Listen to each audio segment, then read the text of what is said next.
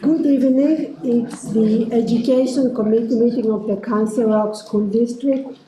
It's Thursday, January 23, 2025, and it is a day before my birthday. So I will facilitate the meeting. Thank you. I'll facilitate the meeting tonight. I'm the co-chair. My name is Yota Pali, and state your name and position, Mr. T. Ed Tate, School Board. Bob Hickey, School Board. Michael Roosevelt, School Board. Andy Sanko, Superintendent. Nicole Crawford, Director of Elementary Education. Good evening, Al Funk, Director of Secondary Education. Ann Horner, School Board. Matthew McCarthy, Tech Integration. Nicole Khan, School Board. And Ms. Stone, are you on the phone? Yep. Linda Stone, School Board. Excellent, thank you. We have a full agenda tonight with Ms. Crawford and Mr. Funk. Take over. Okay, thank you, Ms. Polly. A reminder that for the most accurate and reliable information concerning our district, please refer to resources, websites, and social media platforms managed by the Council Rock School District. We advise the community to exercise caution when relying on the accuracy of social media and ask the community to verify any social media content with the district for accuracy. If you question what you are seeing, need a fact check or additional details on the matter, please reach out to the district directly. Our contact information is readily available on our website at www.crsd.org. And as Ms. Polly mentioned, we do have a ambitious agenda, and we're thrilled to have a lot of our professionals. Mr. McCarthy, am I on?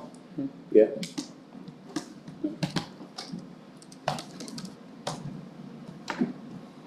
You're hitting too many buttons up there. Hold Hitting on. too many buttons? Too many buttons. Settle down. Let's try now.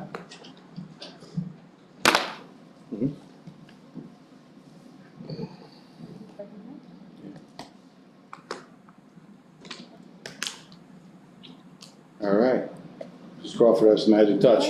All right, so tonight we're going to kick off with speaking about 4 of the positions that have been funded through our Educational Initiative Fund this year. So we have at the elementary level 2 teachers on special assignment, and we have at the secondary level at both of our high schools 2 assistant athletic directors. So again, a huge thank you to the professionals for coming out on this frigid evening. Then we're going to speak a little bit about a grant that we're very excited about, CREF, from our Sloan School. It's titled Sloan's Transition Bridge to College, and we have on hand Mr. Kalachi and Kevin Conley to speak about that CREF grant. With your permission, we are going to then maybe juggle the agenda a bit and move the special education agenda item, which currently is last on the list, up to 3rd, so we can introduce one of the newest members of our team, Miss Amanda Serene, who, as many of you know, is our new curriculum supervisor of specialized curriculum and instruction. Then we'll speak a little bit about PSSA and Keystone data with Dr. Tom Barnes, who is a frequent guest of our Education Committee. And Nicole and I will also speak about Knights for Knowledge. This year is our 3rd edition of Knights for Knowledge, and very excited about some of the expansion that we have with that program. Finally, I will speak to the proposed district calendar for 2026, 2027, heavy emphasis on proposed and heavy emphasis on draft. So there may be many changes to this as we're a bit far out. But with that, I'll kick it over to Mrs. Crawford to introduce our elementary team. Okay, thank you so much. Take a seat up at the front, if you don't mind. Well, the role of assistant principals at the elementary level has been a topic of discussion and what we believe to be a long-standing need for many years. And so I'd like to begin the conversation this evening by expressing my sincere gratitude to the board for your support of the teachers on special assignment positions and funding these positions with the Educational Initiatives funds. We're really excited to talk about this very important topic tonight. So I'm going to begin by sharing that we have Mrs. Beth Fox here, the principal of Goodnow Elementary School. And we have Mr. Jim Baca, who is the principal of Maureen M. Welch Elementary School. And they are going to start the discussion, sharing about the very positive impact that our teachers on special assignment have made with the students, the staff, and the parents and community members of their two schools. And it's my pleasure to also welcome Mr. Matthew Dickey, who is a teacher on special assignment at Goodnoe Elementary School. And then we have Ms. Hannah Pressman, the teacher on special assignment at Maureen M. Welch. So again, before I turn it over, I do just want to stress the fact that in a very short amount of time since these positions have been in place, they have made a very positive impact. And in fact, oftentimes when I'm personally in buildings and talking with teachers, I'll get stopped. And just this week, from both schools, I've had teachers come to me and say, wow, it's been wonderful having Hannah and Matt in our buildings. They really made a big impact. So our goal this evening is for you to learn a little bit more about these positions, and we're really hoping that they can continue in the future because it's been very positive. So at this point, I'm going to turn it over to Mr. Baca. Hi, everyone. Thanks for having us tonight. The position of teacher on special assignment has been a great attribute for our school. We're really grateful for it. There's several ways that, I'll say Hannah, because she's working in my building, has impacted the building, the families, the students. And we want to talk a little bit about a few of those tonight. One of the big ones for our buildings, Goodnoe and Welch, has been our complex special ed situation. We have a district classroom. We like to call it a school within a school, and we love that. We take so much pride in that. And one of the things we want to do is be present. We want to be visible. We want to be at meetings. We want to be proactive with families and support staff as much as we can, and have a great opportunity to do that more this year than we have in the past. We've been able to be visible and extremely supportive of what the students need, as our goal is for success for them at all times. So we saw that from day one with our special ed classrooms, and it's something that's been a real big positive thing so far. Good evening, everyone. Instructional leadership is such a big part of the principalship and what we do. And with the teacher on special assignment, we've been afforded the opportunity to work more closely with our district coordinators and supervisors, as well as our specialists within the building. It's been nice to be able to get in the classrooms with these individuals to really talk about teaching and learning, look at data, talk about programs. And so we've had an opportunity to do that more so than ever this year. Another piece to this is principals schedule formal observations as part of our work, but those informal observations are just as important. And so getting into classrooms frequently has been, I don't know, Jim, if you would agree, but a game changer for us. Those weekly visits to teachers' classrooms, leaving those informal notes to teachers and reflecting on teaching and learning in their practices, having conversations, has been wonderful. And I can say that this time last year, we could probably just count on our hands how many classrooms we were able to get into. This year, I know by winter break, we have been able to get into the majority of teachers' classrooms and leave those notes. And so that has been really, really meaningful to everybody involved. Another piece to this is MTSS. I'm sure you've heard many people talk about MTSS. And so 3 large meetings are scheduled every year, and the instructional leadership in those meetings is very important, so our attendance is necessary.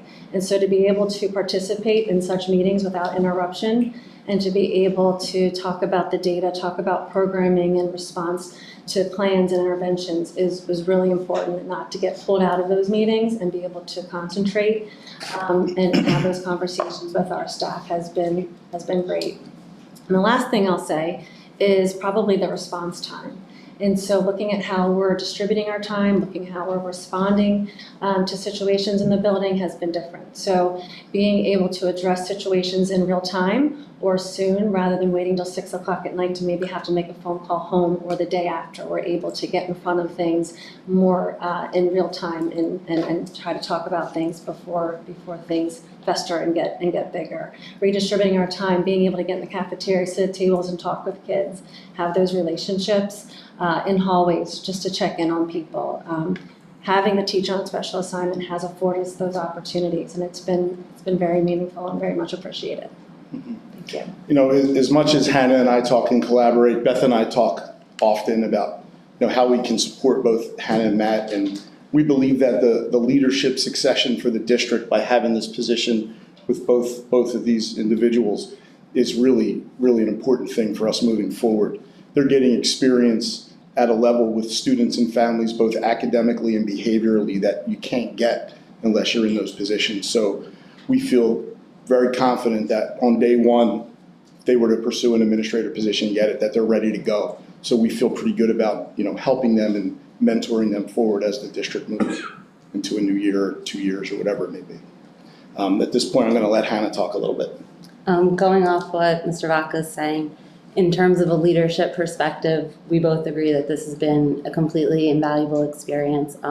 We've both done field experiences and mentorships before, and this is at such a higher level that it's an experience that has really taught us a lot.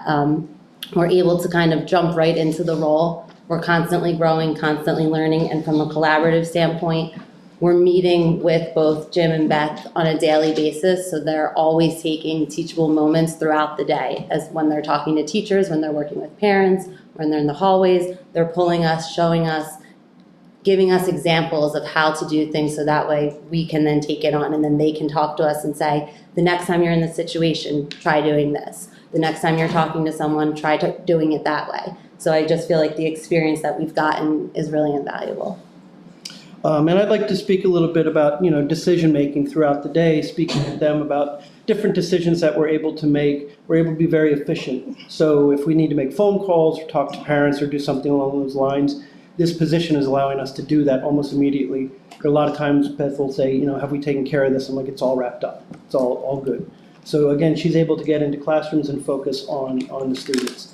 And the other piece is by being in this role and not in the teaching role, some of us did leadership roles in the building, but by not having to do the teaching piece, we're able to connect and really support the community. So the relationships that I've built with all the parents and students and getting to know them very well allows me to be visible in the classroom as well. So when I'm dealing with behavior issues, the students know who I am. It's not a frightened type of thing. It's, I'm able to take care of the situation, move on. And it's been really beneficial. I think we would all agree that the focus of the principal in every building is really to engage with the students and teachers and be there for needs as they arise. And so having this ability to have the additional support for students, for staff, it allows the principals in this case to be able to interact and support in a way that has been challenging in the past. I've personally, 13 years I could know in a larger building, have lived it, and I've spoken about that before, that you always want to be with students as much as possible, but with one person, one administrator in a building, it can be difficult in, for example, a school of that size, or in another school where you have some various needs that you need to attend to. So I'm pleased with how this has been able to unfold this year, and the team is working really hard, and we're confident that students are the direct benefit to having these two positions in place and having the ability to respond to teachers when they need help with support and such. Again, we see students benefiting from that. So we're happy to answer any questions that you may have, but again, we're grateful for this opportunity to talk about this tonight. Questions? Anyone? Mr. Hickey?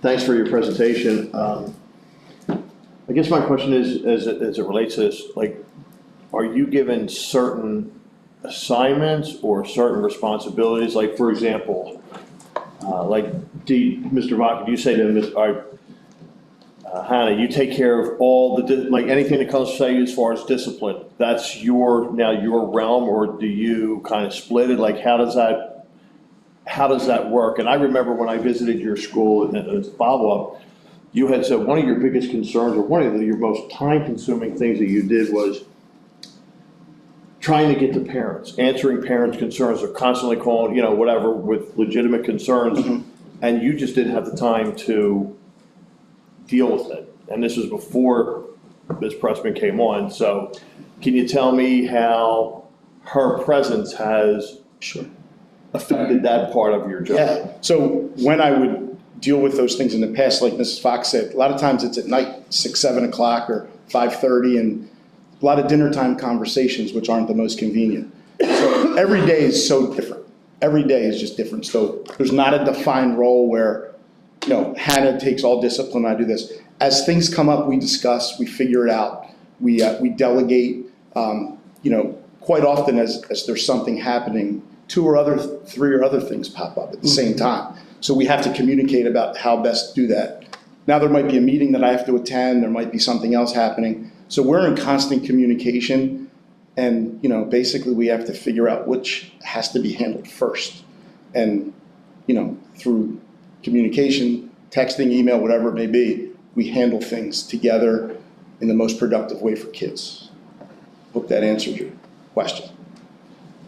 Yeah, it does. And just as a follow-up, because Yeah, sure. a lot of the public has concerns, and I know I've raised them as well, as far as the administrative people that we have at all of our levels. For example, at our high schools, we have basically 5 principals, and I get questioned all the time. I went to a school, there was 2,200 kids in there, we had 1 principal. We have grade level principals or anything like that. So I see this maybe heading towards, oh, now we're gonna have assistant principals at an administrator at the elementary level. And you can give me your honest answer on this or not. It's been going on now for half the year. Is this a position that, in your opinion, is warranted a full-time position possibly going forward? Or is this something that could be done, say, where an assistant principal could be split among, say, Welsh and Goodnoah, where both of you could have used, no offense to either one of you, is that we could only have used one of you instead of both of you as we look at personnel going down the road on this? Sure. So that's a great question, Mr. Hickey, and it's one that we've talked about a bit, you know, recently as well. And we feel that it would be a great opportunity to have another year of a teacher on special assignment, perhaps through the educational initiatives funds, so that we can continue to assess the needs. We definitely, to answer your question, feel that there is a need at these 2 buildings for full-time support. However, there could be some ways to, you know, to look at that moving forward if given that opportunity. So if you're asking if there is a need at these 2 buildings based on the size, the additional special education programming that's there that they spoke to, there is a need, and that's why these 2 schools were selected. However, without going forward with a permanent position, we feel that the teacher on special assignment may be a good next step if the board would be willing to consider that again in the future. Good. Thank you. Thank you. Any other questions?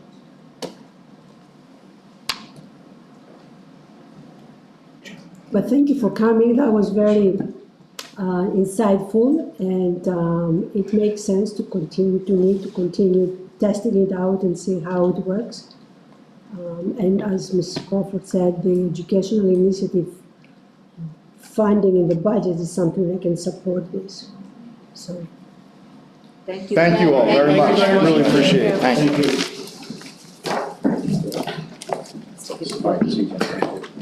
Okay, next up, we're going to discuss 2 other positions which were also funded through our educational initiative. And again, very grateful to the board for endorsing these positions. We talked a lot last year about the unique role that our assistant principal / athletic director has at the high school. And you know, we talk about our belonging to the Suburban One League, which has 24 other schools in Bucks and Montgomery County, District 1 and PIAA, and I think we brought some statistics to Education Committee meetings in the past where we're really an anomaly with this model. So to ask the individual to be a grade level principal essentially for 500 students, responsible for all the discipline and attendance, and then also on top of that, take care of the overall athletics for a high school, freshman, JV, varsity, men's and women's sports, the nighttime activities. It's a pretty all-encompassing position. We have experienced some high turnover in this position as well. And I don't know if that's directly related to those roles and responsibilities. I tend to think it has something to do with that. So we're very, very grateful to have the opportunity to explore through this educational initiative this unique role of assistant athletic director. So I guess we'll call forward, first of all, two of our current grade level and athletic directors from North and South. Joe Spira is at North, Tim Daly is at South. And the assistant athletic directors, we have Keelan Quinn who's serving North, and Jess D'Angelo who is serving the South community. Thank you, guys. I appreciate your time. We just typed up a sheet with some bullet points for you guys to look through as we talk. I know a lot of what we're going to say probably echoes what you just heard about the teacher assistant position at the 2 elementary schools. You know, a big part of our job, I think the bulk of our job, the most important part of our job is building relationships with our students. And being in this dual role limits us with a lot of that, with what happens day to day, things that happen within the students, within the staff, and finding the time to meet with those people and address those issues. And then we get a rainstorm, and it changes our whole schedule to the day to make sure we have transportation officials and students. So having the assistant athletic director in the role gives us all more opportunity to meet with students individually. And when we look at numbers and data, one of the biggest things that we've noticed this year, Tim and I talk pretty much every day, talk daily, pun intended, so is ineligibility, right? We deal with students and their grades.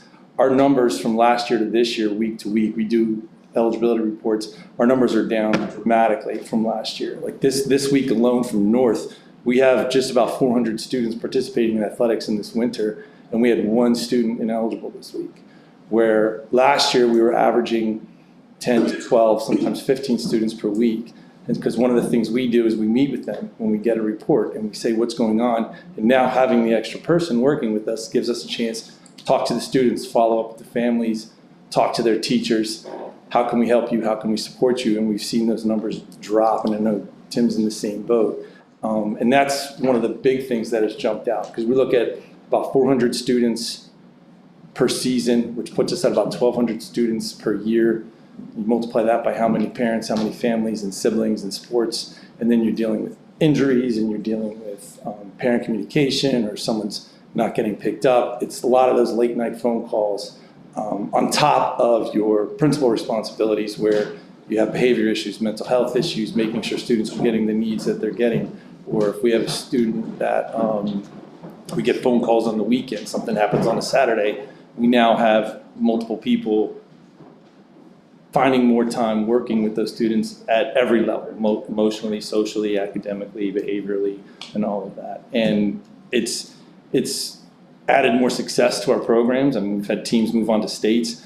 Another big thing is because we now have this extra support, we've been able to start 2 new women's programs in both schools. We're doing a co-op with women's wrestling this year, and then we're both adding women's flag football this spring. And I think without the support from Jess and Keelan, I don't know if Tim and I would have been able to find the time to do that, because when you start things like that, we have mandatory meetings that we need to attend to with the district from Suburban 1, with District 1, with PIAA 1. There are meetings out of the building, there are Zoom meetings, and when we're pulled for a principal meeting, or we're pulled for a District 1 meeting or a PIAA meeting, we now have someone in the building that can address issues that come up that we are prepared for, or things that we may not be prepared for.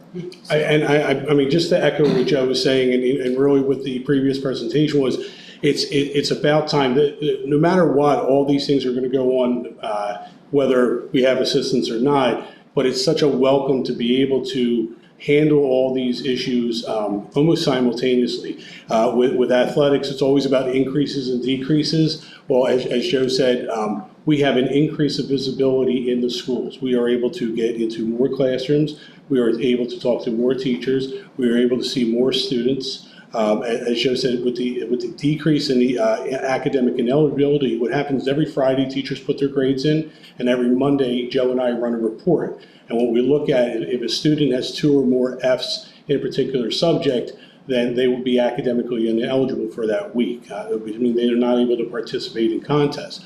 Well, being able to be proactive with those students, because now we have coaches and we have teachers say, hey, I know so-and-so is on the wrestling team. I know so-and-so is on the girls basketball team.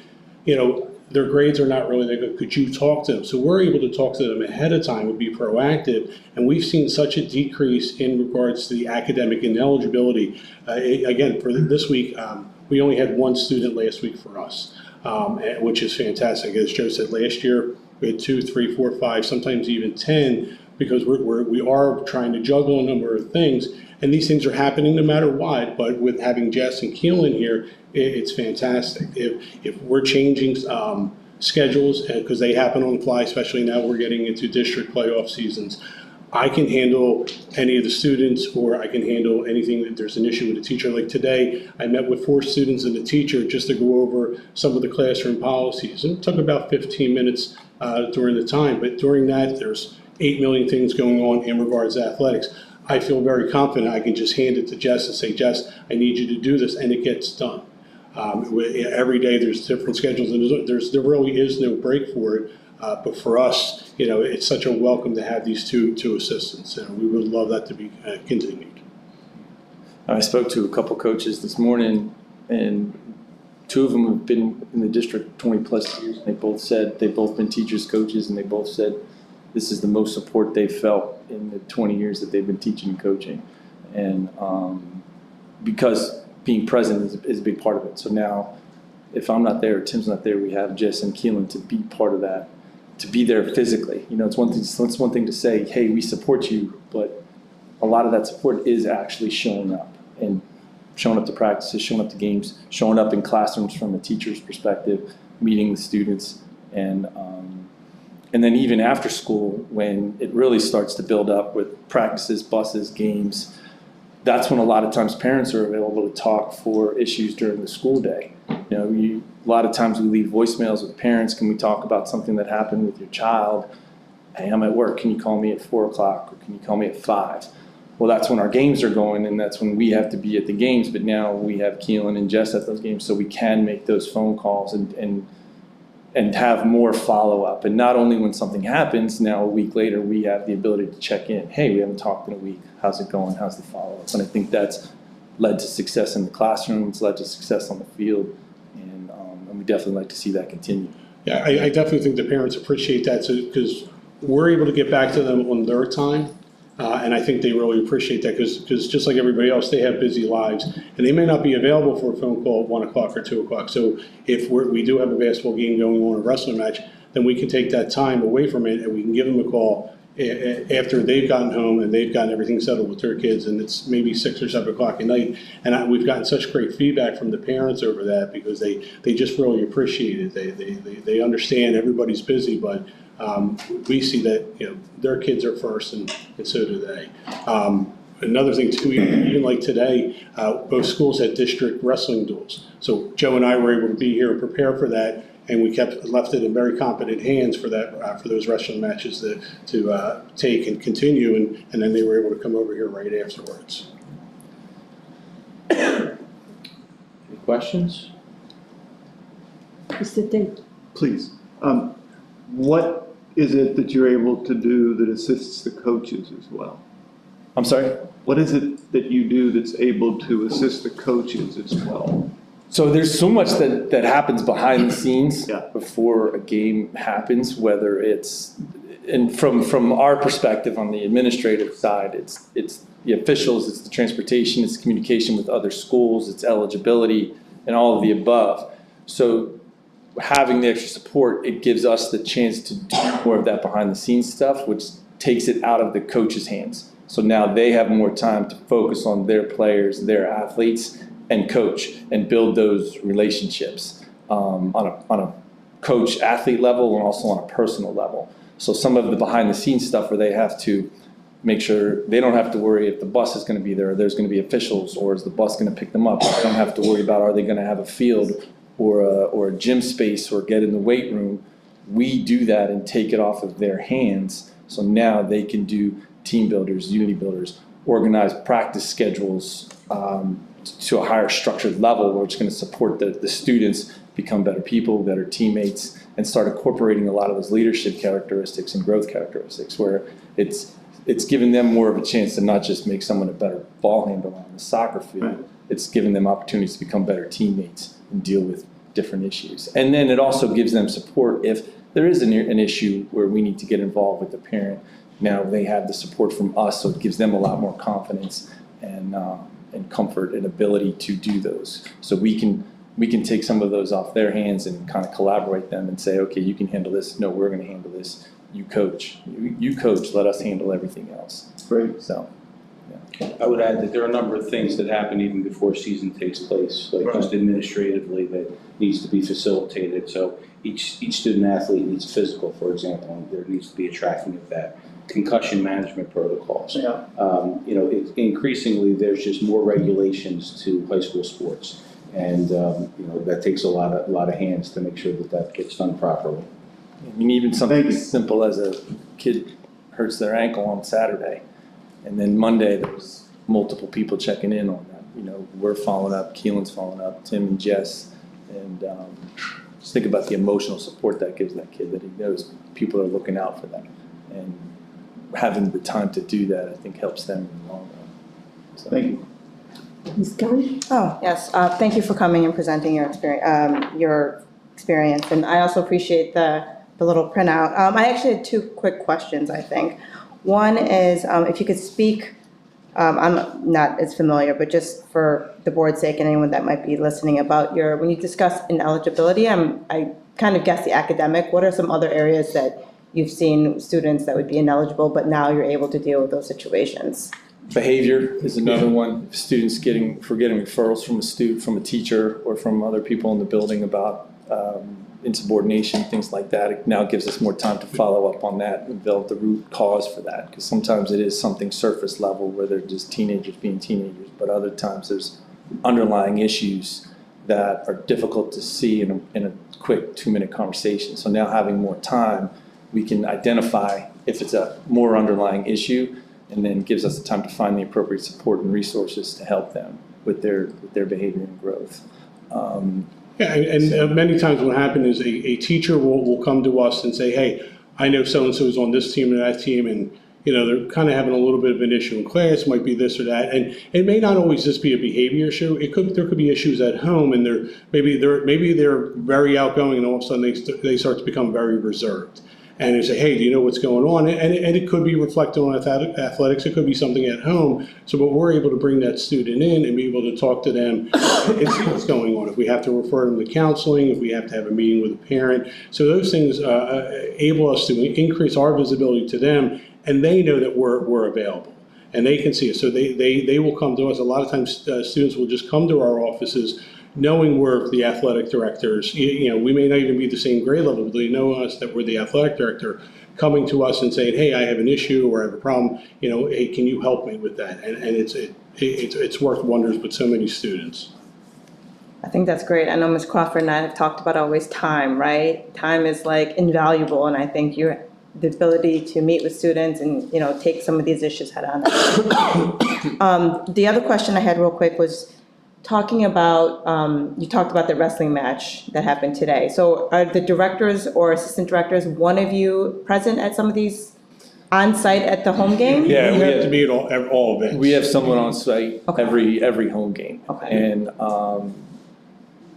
with the winter, everything's in the building, so it makes it easier. But when we're in the outdoor sports, the campuses are pretty spread out, so it gives us a chance to kind of divide and conquer. I mean, for example, if you look at the spring season, at any given day, we will have a JV and varsity baseball game going on, a JV and varsity softball game going on, boys volleyball. We might have a track meet going on. We also either will have boys or girls lacrosse going on, all at the same time on the campus. So we're zinging back and forth. So having Jess and Keelan, we can devote more time to either one particular area or another, or we can split our time going back and forth, and everybody is able to see, especially if there's an issue or a problem, it's immediately addressed. Great. Thank you. Thank you so much. Mr. Rizzo? Thank you.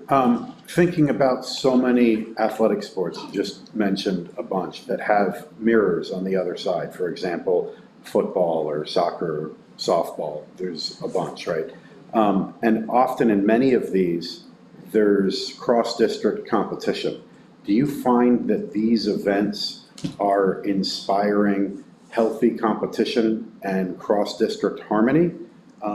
Because the kids, it sounds like, really look forward to a lot of these. And sometimes, well, I guess in the past in this district, there was sort of a divide between north and south. Do you find that these events help create more district unity? I would think so. I mean, I mean, even just take so this year for basketball, and we did for last year, we're having double headers for the boys and girls games. So we hosted the first match on December 20th, where we had the boys, the girls played first, and then the boys played afterwards. And then on the 28th, North is going to host that match. So it's going to be the girls first and then the boys second. And it was fantastic because, I mean, yeah, there's rivalry going back and forth and people kind of going back and forth, but it's fun. They all kind of rib each other, but everybody gets together because it's everybody, somebody wants to win, somebody wants, somebody's going to lose, but we do see that community connection between our athletes. One of the great things I saw after the game, the North kids were coming out of the locker rooms, coming into the concession area, and so a lot of our fans were all, because I know they were our fans because of the shirts they were wearing. Everybody was high-fiving each other. Everybody was talking. It was very, very cordial, and I thought very community-esque, for that. We had in the fall, we had when they usually do the schedules, if like in the fall, if the boys are home, the girls are away, or vice versa. So we had a soccer game where the boys were at south and the girls were at north. We moved the girls' game to 7 o'clock under the lights.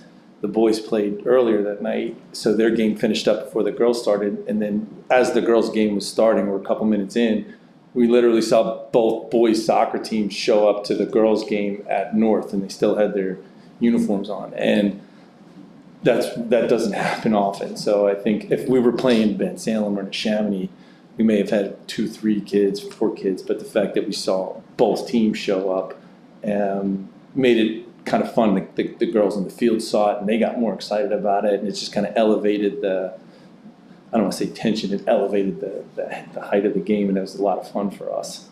So with that sort of positive response, are there more opportunities to have like I think there's CRBA, for example, within basketball, and there's a lot of these events. Are there opportunities to encourage these and to create more events? We just had CRBA night last night, a couple days ago with the boys basketball. We're having a community night with the girls next week as well. So there's so many opportunities to do that, because to me it's about kids enjoying themselves, athletes enjoying themselves, and really the community. It was even great today when I was over at wrestling today.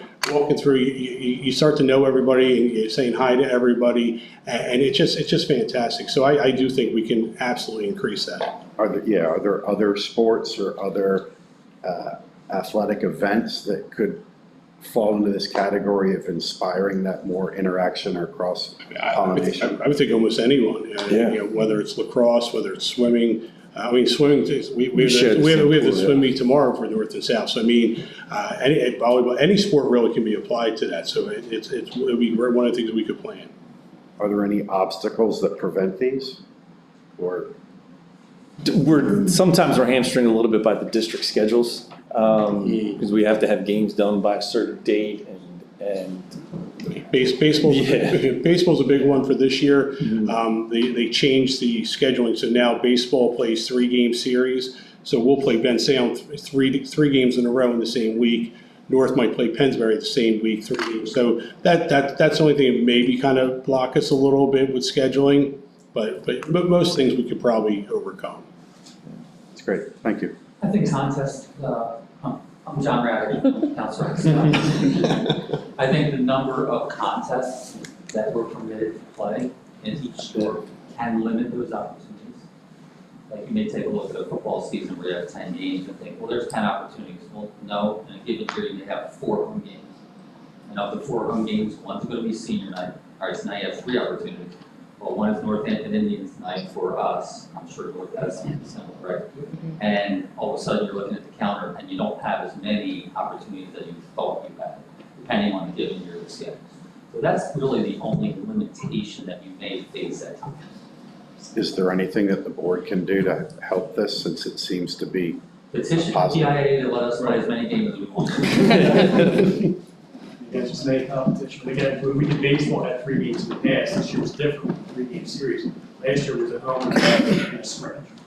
So now with the three contests, we generally want to have a number of different teams taking more fees, especially when we're looking at some of these other schools and looking at power rankings as well. Thank you. Mr. Hickey? Yeah, thanks, guys.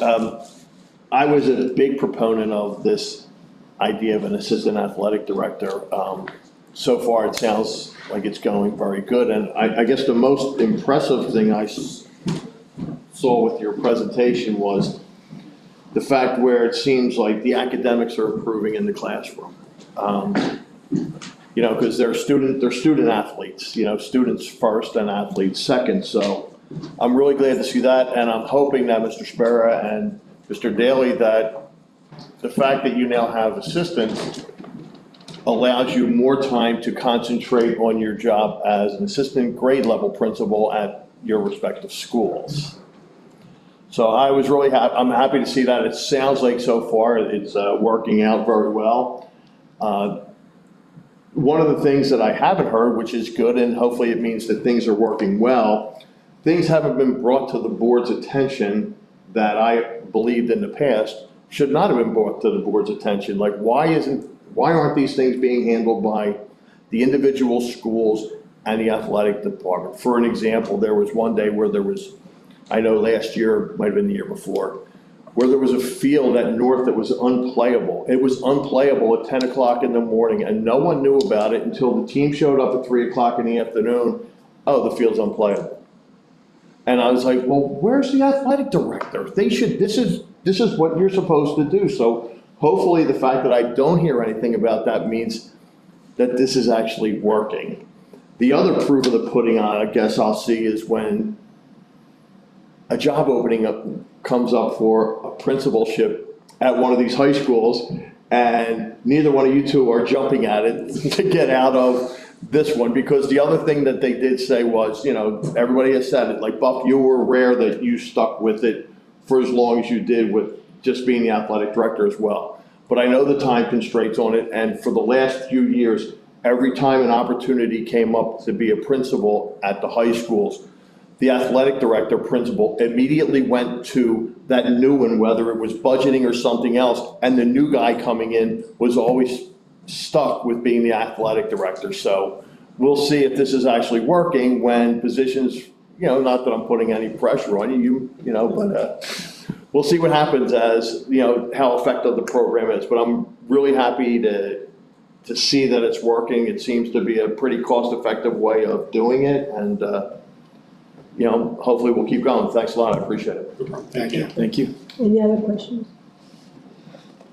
So I'm loving pretty much everything I heard tonight, especially you added 2 women's athletic programs, wrestling and flag football. Congratulations. That's awesome to hear that. And also the attention you pay to the student as a whole. You follow them academically, you follow them emotionally, figuring out what is going on, how you can help them, and that's how you make a huge difference. So this is really great news. Thank you so much for coming and sharing. Thank you. Thank you. Thanks for having us. Thank you. Thank you so much. Have a good rest of your night. Thank Just you. don't talk so much next time. I'll try. Yeah. Thank you, everybody. See you guys. Yeah. Thanks, Jason. Thanks, Mark.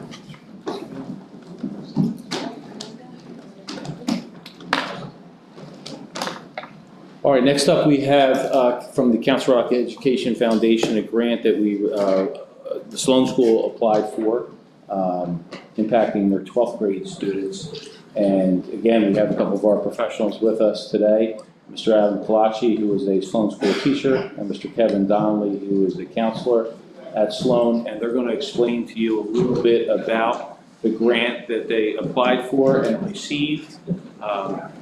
It involves a partnership with Bucks County Community College, so just please note, Board, that if you do endorse this program, it has a component which is a dual enrollment component that we would put forth at the next regular school board meeting for approval.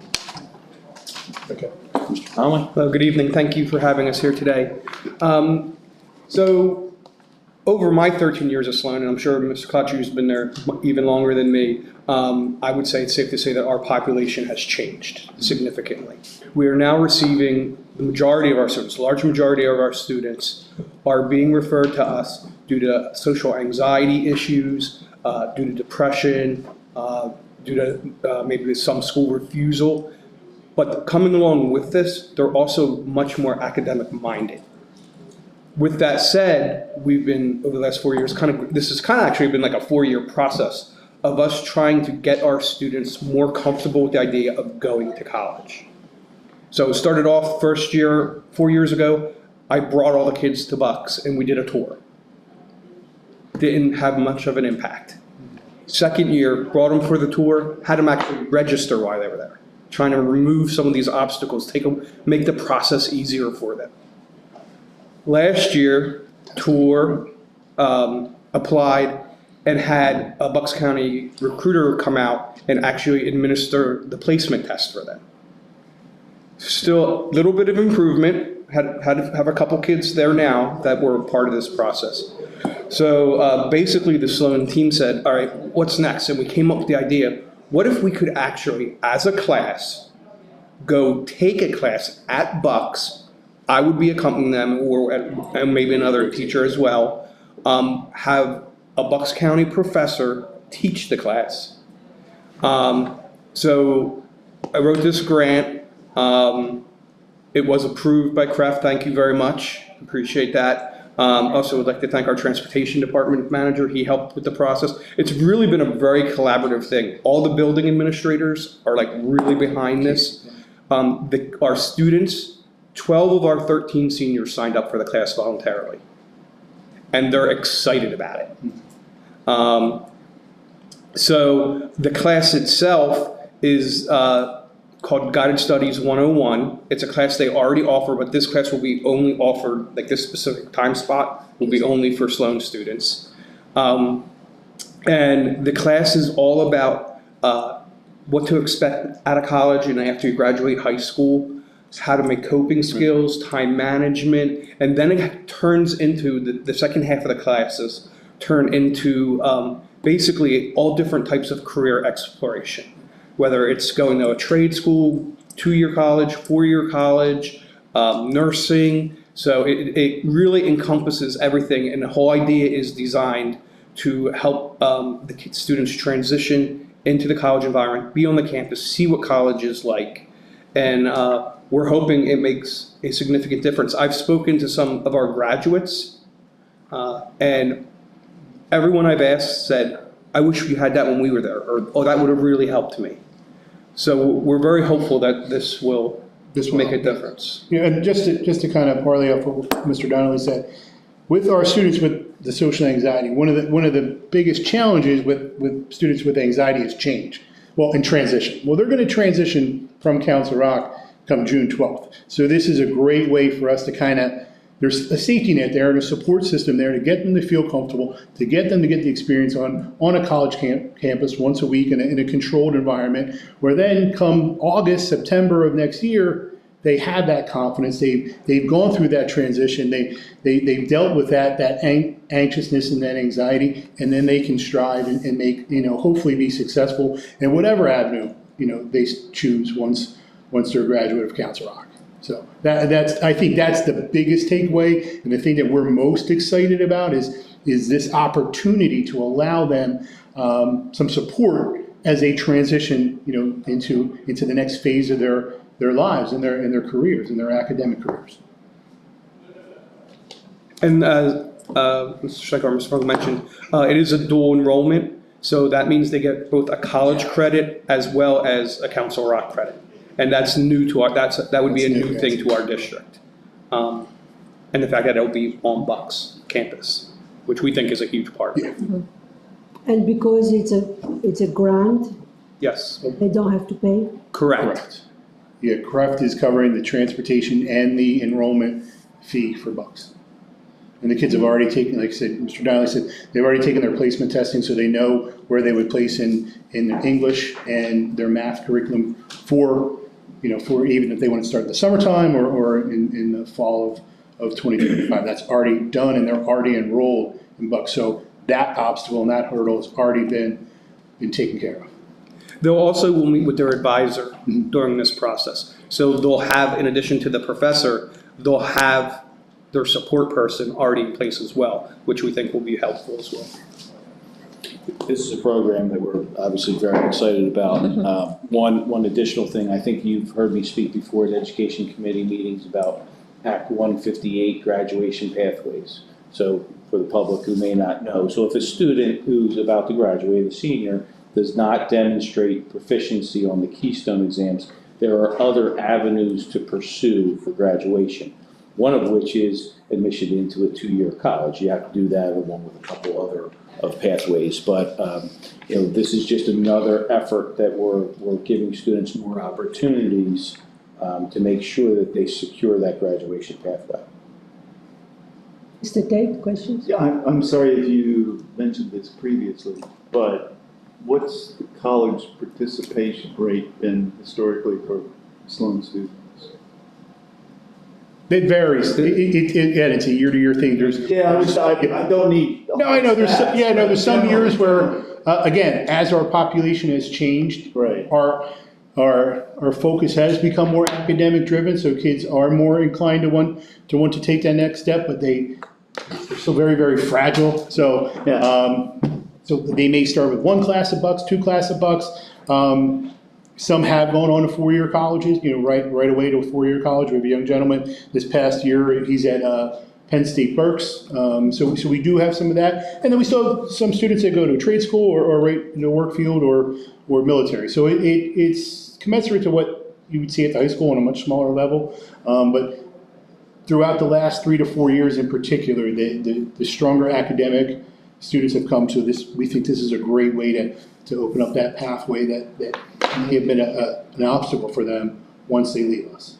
Of our, if you want a number of our 15 seniors last year, we have 4 that went to college and 1 enlisted in the Marines. So I consider that a win too.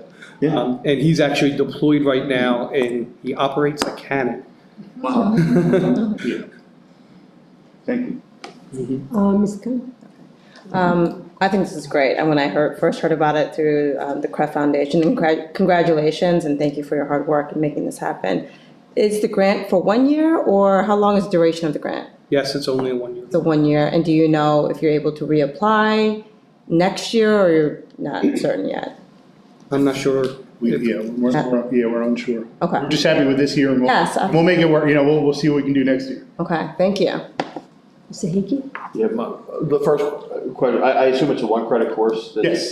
This is. It's 1 hour a week. It's a Thursday, 1 hour a week every Thursday for 11 weeks starting February 13th, excuse me, February 13th through May 2nd, May 1st.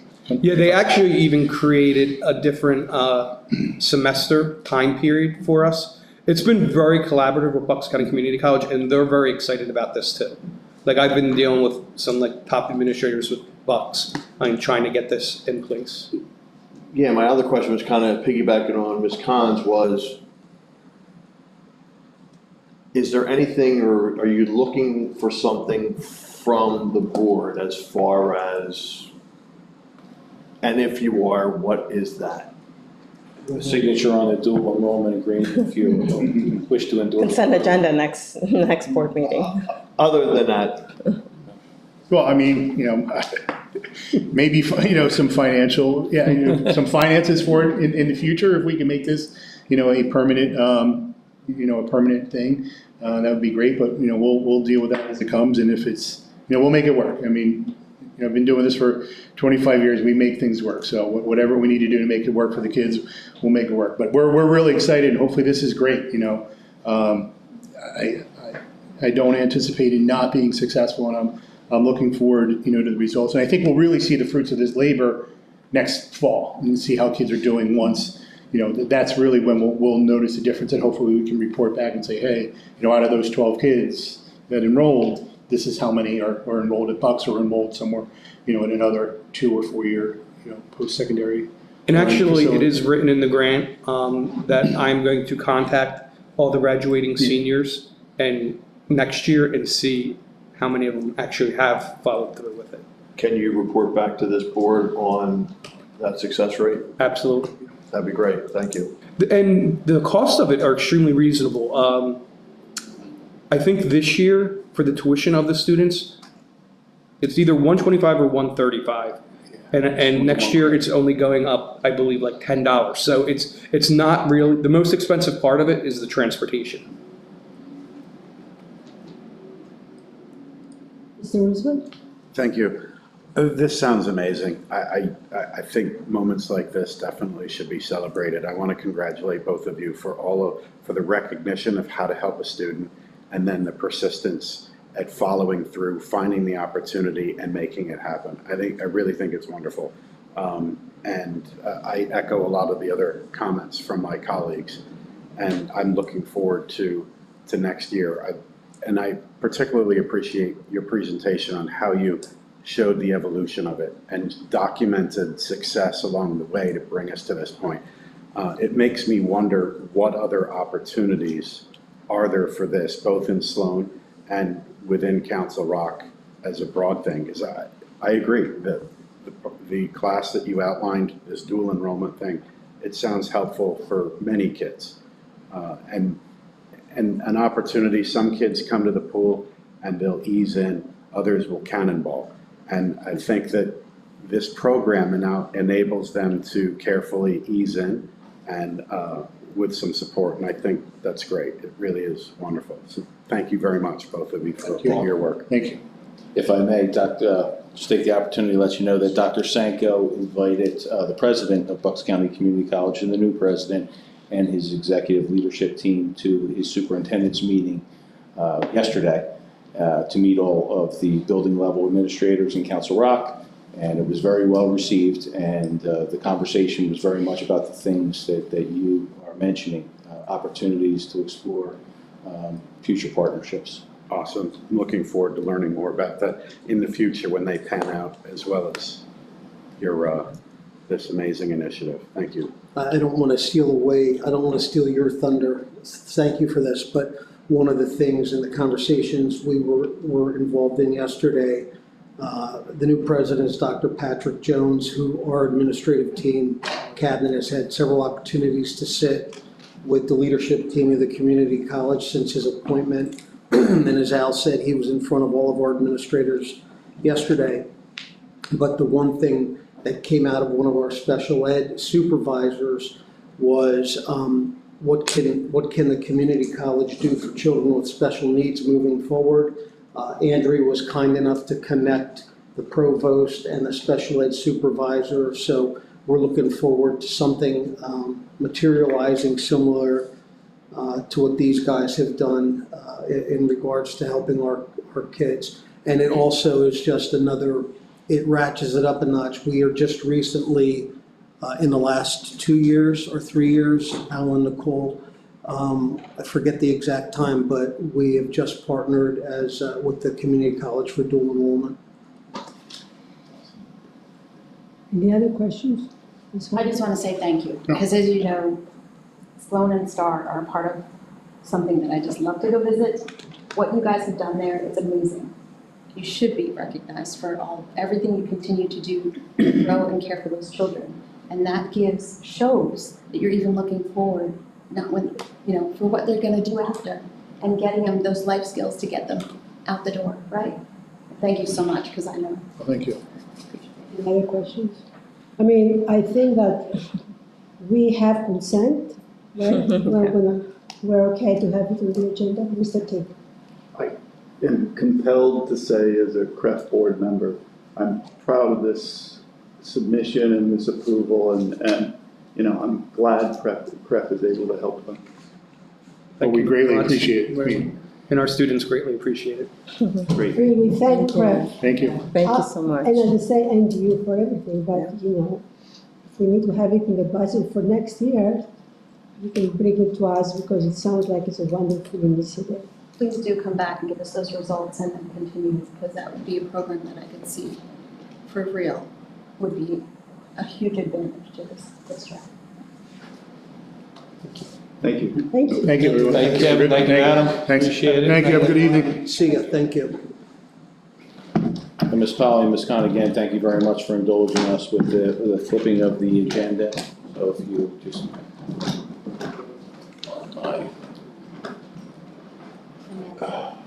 Amanda. So it is my pleasure to introduce Amanda Serene. Mr. Funk had referenced the new position earlier this evening. She is our new supervisor of curriculum and specialized instruction. And we thought tonight would be a great opportunity for the board and community to learn a little bit more about Amanda. She has only been in Council Rock for a month and a half, and I can assure you she's been very busy during that time. So you'll learn a little bit more about how she has transitioned into the district. So Amanda, thanks for being here tonight. Thank you so much, and thank you for indulging me by switching the schedule around a little bit. I appreciate it. So I guess just a little bit of background about me. This is my 24th year in education. The first 19 were in the classroom at the elementary level. And as a classroom teacher, I was an inclusion classroom teacher, so I supported learning support, English learners, and emotional support students, as well as the gen ed students inside the classroom with primarily Tier 1 and Tier 2 programming. So that was my classroom role, and then I transitioned out into an administrative role in curriculum. And well, first I was an academic coach, and then I moved into curriculum, where my focus was ELA, primarily K-12 in Philadelphia.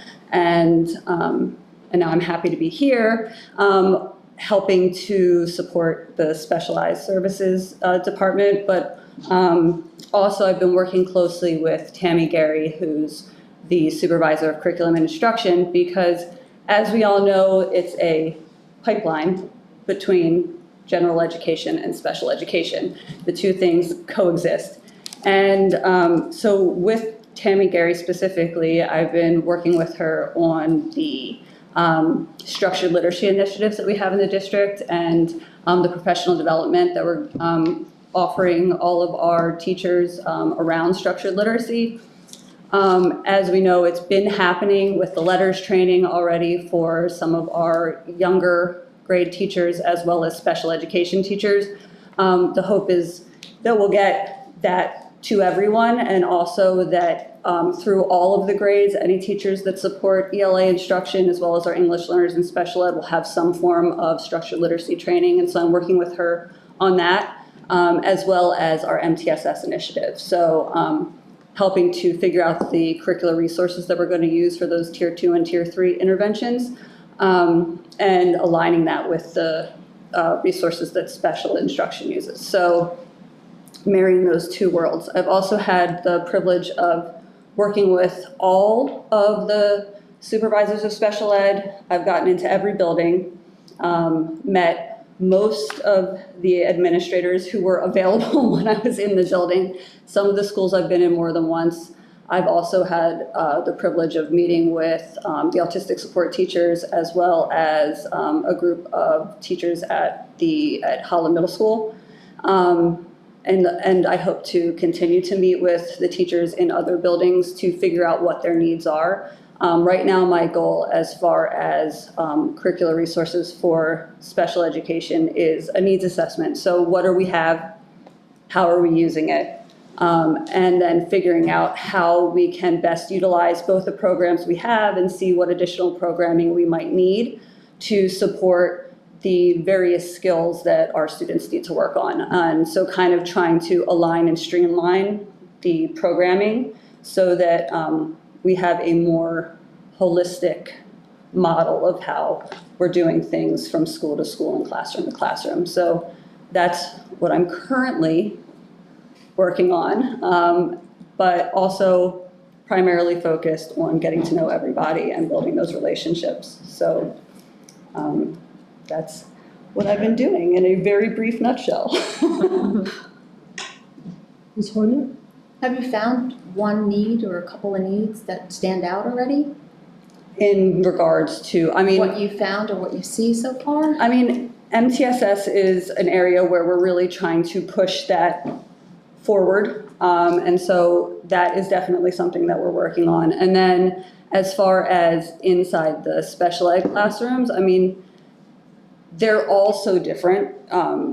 there's so many different types of specialized instruction we provide, whether it's an inclusion model or if we're talking in our full pull-out programming. But I do see that there are certain ways that we can streamline things to make things more consistent across the programs. So finding a way to, obviously, there's not one thing that's going to fit every child's need, but figuring out a way, I keep calling it a menu of things. So if there are certain things that we consider appropriate for different areas, different buckets. So if you're working with foundational skills, these are the programs that we've outlined as being things that we support in the district. If you have comprehension needs, if you have mathematical fluency needs, social emotional things. So just trying to figure out what we have so that we can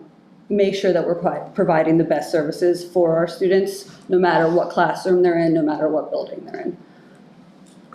Does that answer your question? I think as you go further into it, it will come out more of how you're going to streamline and see where those needs are, so, right? Yes, And that's, yes, you, that there is- isn't anything right now that you see streamlined that you can say. I mean, there are a lot of programs happening in a lot of places, and the consistency isn't always there. And so I think to find things that we can sort of lean on as our primary programming and then have supplemental resources that are added on depending on a student's need, I think is something I'm looking at attempting to do, particularly in the autistic support classrooms or in the classrooms that are fully standalone models, so that the teachers can get properly trained on the programming that they are using, and so that the parents can get feedback. We're also looking at, building in those progress monitoring assessments that are attached to those programs so that the parents can get more regular feedback about what progress their children are making and how successful they're being inside each one of those classrooms. So those are the two things that I see right now, is really trying to evaluate which programs we would like to lean on the heaviest and how we're going to progress monitor based on those resources, so that we can really start collecting some really solid data on how well our children are doing, and off of that data, then make adjustments. Does that make sense? Thanks for I just wanted to make a quick comment, and you don't have to respond. I just want to welcome you and thank you for the work that you do, because I think teachers in special ed have a really tough job, to put it simply, and I appreciate what you do, and I'm glad you're here. And I like hearing the word consistency a lot. It's been expressed to me the concern that we're not consistent across the district necessarily in terms of special ed. And I don't know if that's the case or not. And I would imagine that assessing special ed is an curriculum and teaching in some ways may be even more challenging than typical classroom. So I don't know, and I've always felt there needs to be a balance between the autonomy that a teacher deserves in the classroom and the consistency. So it's a tough balance to strike, but I just want to say I'm thrilled to hear you use the word consistency and that you're attentive to that, and I'm glad you're here. Thank you. Ms. Khan? Thank you, and welcome, Ms. Rain. I think piggybacking off of what Mr. Tate has stated, consistency, but I also like a word that struck to me was the collaborative aspect, especially working with Ms. Tammy Gary, who, one person dealing with the entire district of our size with curriculum, and, special education until this year wasn't a regular item at education committee meetings. So I know it's a brand new position to the district. So I know there are many special education families that are looking forward and excited for your arrival, and I know they're anticipating, what you will bring to the district. I know there has been some interest at some of the previous special education planning meetings with families about, having regular and consistent communication. I know there was a couple parents that didn't even know there was a new position, so I was very happy to share that with them at that meeting. But if there was something in your plans later on to just kind of introduce yourself and let that special education families know that you're there, available, and you're here to support them, I think would be great. I was actually at the committee meeting last night. Yes. So I got to meet many of the parents. I've also already been in an IEP meeting, and I met with a parent today to discuss concerns in regards to her children. And I should say that I'm doing all this in conjunction with the supervisors. So I believe that my role is with them, not separate of them. And so in all of those aspects, you know, they're the first line of communication, and then they pull me in as needed. But I definitely see myself as a huge part of this job is trying to attend to those parental concerns and figure out how we can kind of make everybody feel that they're valued and respected inside of our educational space. Students, parents, teachers, staff members, everybody. It's, you know, we're all in this together as a team, trying to serve our students. And I hope that I can add some value to that as I move through this position. Thank you. I have to say, we were at the same table last night, and Amanda was able to answer pretty much all the questions that the parents had.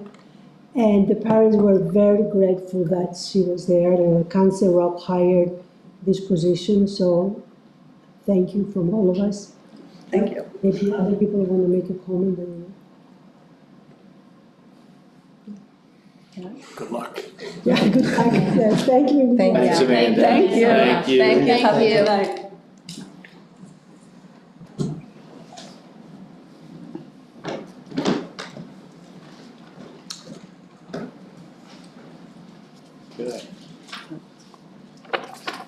All right, next up, we're going to, kind of a topic that we had discussed in the fall, and we've made it a habit of every year in the fall at Education Committee sharing some of the high-stakes testing scores, PSSA and Keystones. And oftentimes, those scores aren't yet finalized from the state.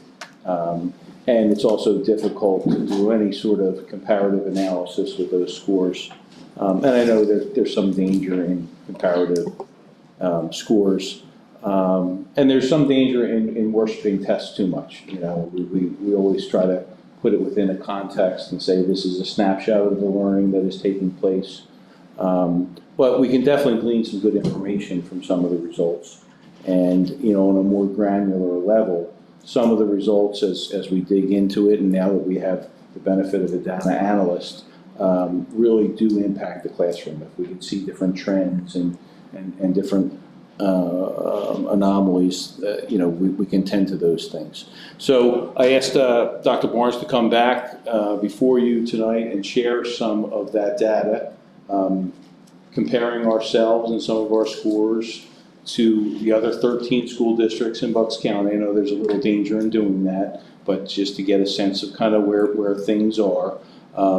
Also, because we have made it an effort to include special education issues within the education committee, Tom has been very diligent about trying to isolate students with IEPs and some of their scores on these tests. And again, I do caution as we look at the results in that, you know, you're talking about a wide variety of students.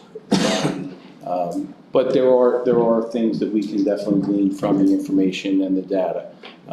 I did memo the board yesterday, and I apologize, I know I have a lot of different tables and charts attached to that, but again, just to give you a sense of the scores that are happening in the district. So without further ado, I'll pass things over to Dr. Barnes. Hi, everyone. Thank you, Mrs. Pond, Mrs. Valley, and distinguished board members, current employers, for indulging me and having me back to entertain you tonight. And I know it's Board Appreciation Month, and a belated happy Board Appreciation Month. I crashed your party last week, and it was really nice to spend time with each of you, and having crashed the party and being the last non-board member to leave. I better do really nicely next week. And Yeah, so you saw 8 slides, obviously, in the slide deck. So you know you're in for some really good things going on here. But I still don't do magic and I still don't juggle. So I think the best that I can do is just kind of walk you through this and just add a little more context. Mark was saying just now, is these arose out of the fall presentation where I presented just kind of the dry readout of the scores that were becoming available through the state. And there was a couple of questions raised around the table. Are those good scores, or how are they doing? How does that compare to this year or that district? And throughout the year, as this position has grown and taken on a new life, actually at the beginning of its life, one of the things I'm doing when I'm looking at these things is why not start offering context for these numbers. So what I'll do is I'll take a look at the numbers. I said, well, let's see how we're doing to, say, neighboring schools or the rest of the county. It wasn't, I didn't like hand select schools based on socioeconomic status or anything. Well, let's just try Bucks County just to start giving folks a context for where our numbers fall in there. The numbers themselves are somewhat agnostic. You can use them in different ways. But when they're offered in kind of a context, you can start to build, well, gee, I'd like to know what this district is doing or, how we're doing. A lot of the tables that you're going to see were sent out for encouragement to teachers. A lot of the times, standard scores, they're not really things they're looking forward to. So I like going into buildings, like talking, what were my scores, But, it's how you use the scores. And these high stakes testing scores, they're important. Certainly the community has access to them. You have questions about them. And that's good. But the position itself kind of spends most of its time working with Tammy and following up on some things that I think it might have been, maybe Mr. Roosevelt wrote it up a couple of years ago, is that when you start off a project, a new curriculum, a new undertaking, why don't you build the data right into it? Why don't you build the measures of its success right into the beginning so that you can get back to the table and say, well, we bought this to do this. It didn't happen. We saw that in Knights to Knowledge, and I thought that was a very good example when Gina and I sat down and we looked at, well, how are we going to go back to that board meeting and say that this was a good idea or a bad idea or an idea that needed improvement? It's because we built the probes right into the lesson. We wanted to do a certain thing, we put them in. So that's why working with Tammy as she gets underway, rolling out curricular initiatives, and Amanda as she comes in, consistency and collaboration, and having positions like mine, like Tammy's, like Amanda's, who are kind of just above and can kind of start seeing the systemic issues. I think it's beautiful. I mean, it lets me send these charts out, and they can be a bit painful sometimes, but what they do is they start discussions. Maybe they're not thinking about standardized scores in February, but there they are. There's Tom sending them out an email with the charts on them. So all of a sudden it becomes a discussion. It keeps these issues in play throughout the school year. And I think as I get to the end of this last slide, for those that are still awake, I'll try to make 2 or 3 summary points why I think it was a good idea to do this. That said, this is not a heavy-duty analysis. This is just kind of things that I sent out as good news or informative things to the leadership team here, and they said, just put them out to the public, let's see. So I think so we will just dive right into that, and I'll start with the slide above you. I made them nice and big so I can read them without my reading glasses, and I'll turn around. Just to explain the general format of the slides, they're all pretty much the same, is that if Council Rock is always on top, right, because that's where we should be, right, and the rest are listed in alphabetical order. And when you'll see across the top there grades 3 through 8, and you'll see the districts, and I think the state scores are on the bottom of some of the slides too. the scores, what you're seeing is the percentage of students who took that particular PSSA in that particular grade as scored in the advanced or proficient ranges.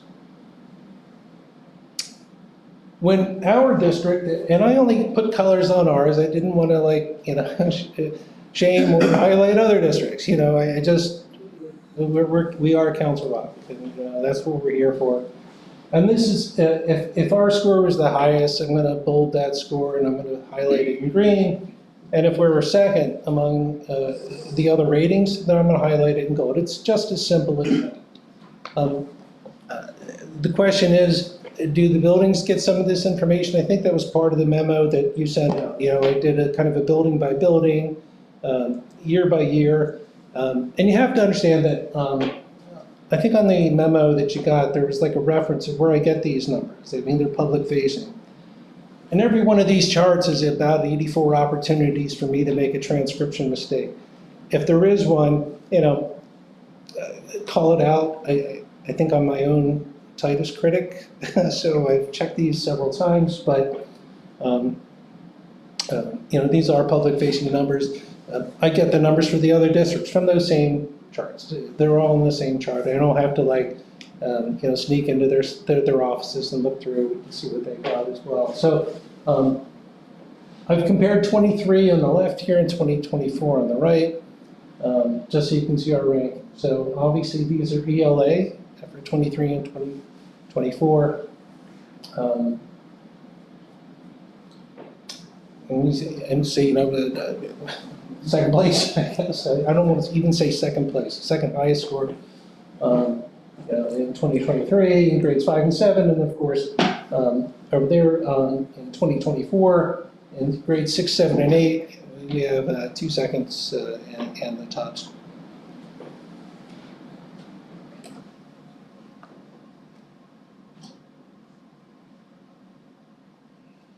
I guess I missed pointer practice. So then we move on to math. I've worked in this district about 25 years, and in the back of my head, I'm always thinking, we're like an ELA district. It was always a big thing. Reading is what reading is. But then I start chunking our math scores, and in the context of other districts in the county, we have a lot to smile about in a lot of these things. So in 2023 for the math PSSA, grades 3 and 4 were at the top of them in terms of percentage of proficient and advanced, and in grades 5 through 8 were number 2. In 2024, it's a similarly encouraging picture. These scores up here for all students, so they're there for ELL, IEP, general ed, that they're everybody who's taken the test. So,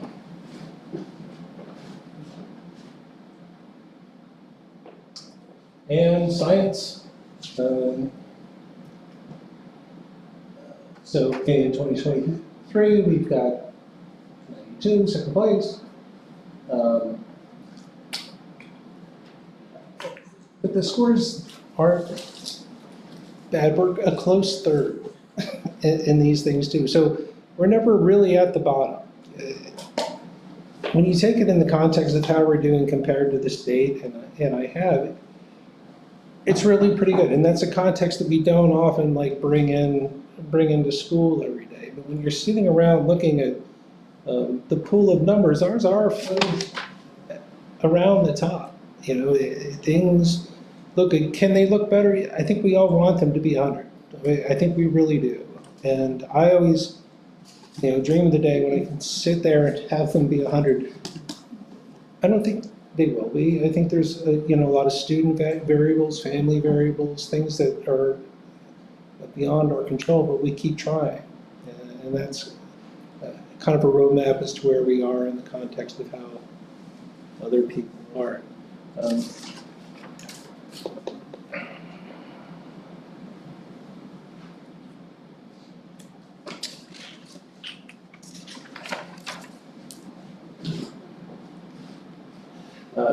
Keystone scores.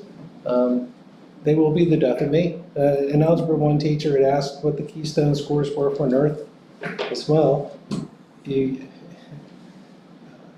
use Linkit, they're this. If you use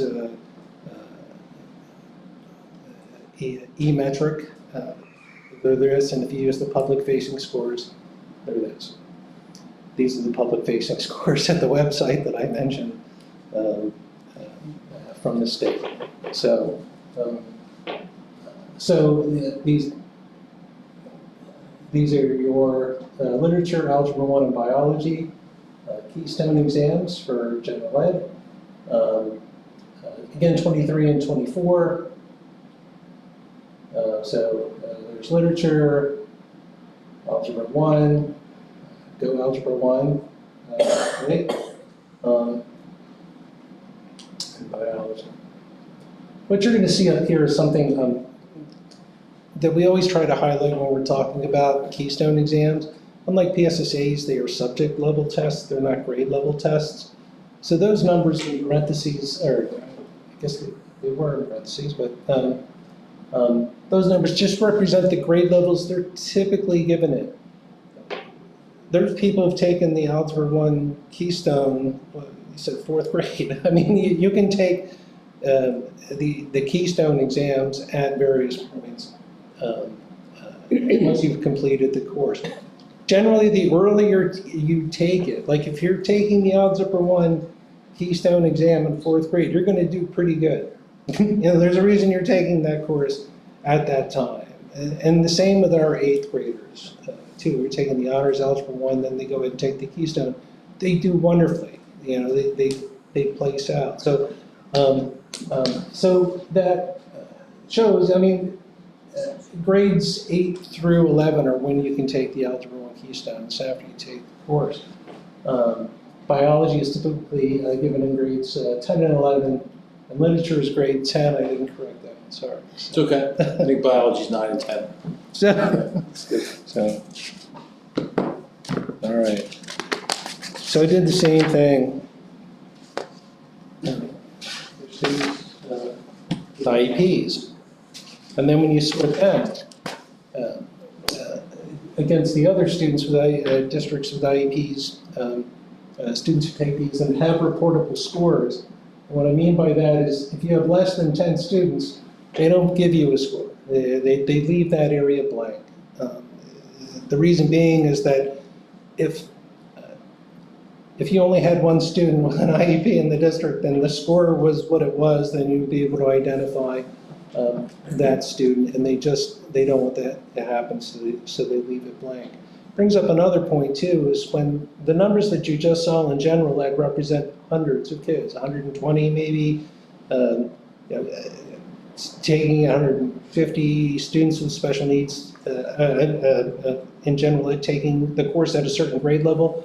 These scores represent maybe 20 or 25, each of these scores. What that means is they're going to bounce around a lot. So when you look at these, it's hard to, in your mind, we're humans, we want to see trends, we want to see that. And I think in my years, you got to pull back a little bit, just because of so few students taking this test, the scores are going to have a lot of jumping. So that said, one thing that's quite encouraging after that kind of caveat is this is math, and these are students with IEPs. If you look at these numbers, it brings a smile. For me, that's good. Those are very encouraging numbers for the math, for students with IEPs.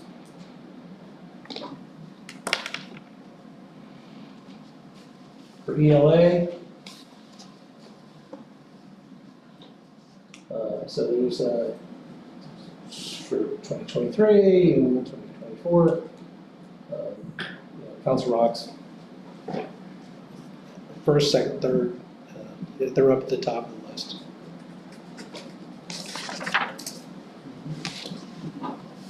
And we're almost there. Here's science.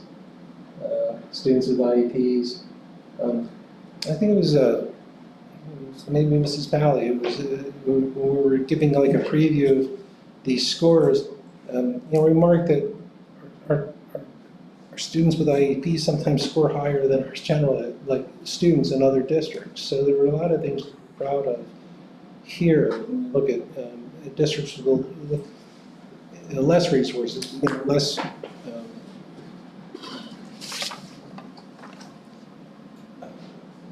things to offer the students.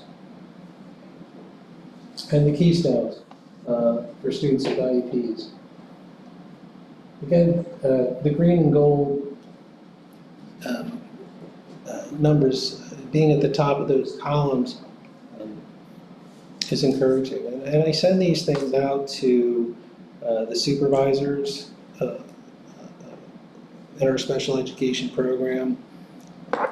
Again, really, it's a job that sometimes, with teaching in general, that sometimes the bad news travels faster than the good news.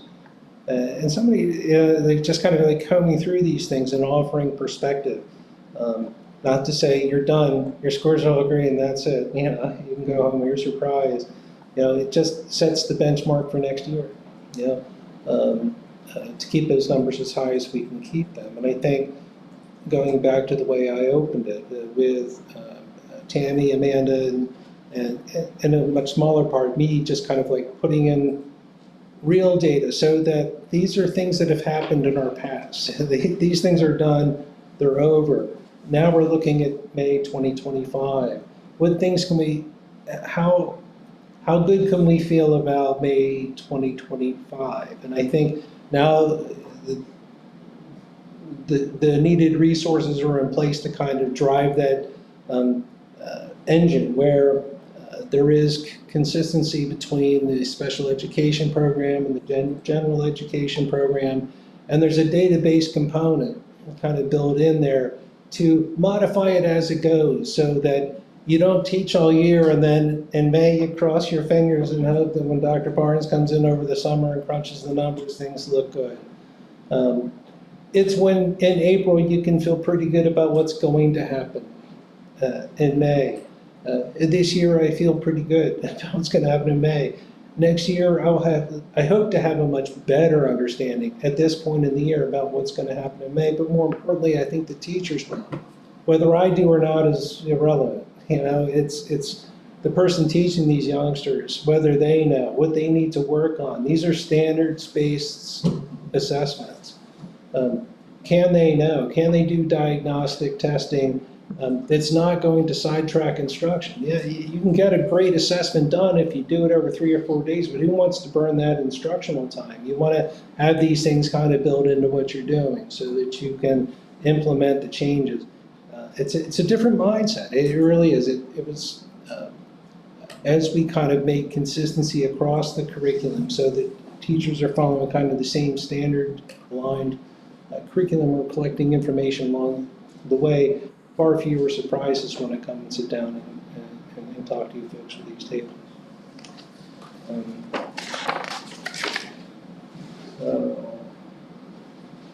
We have arrived at the question stage. I do I just want to make sure I covered all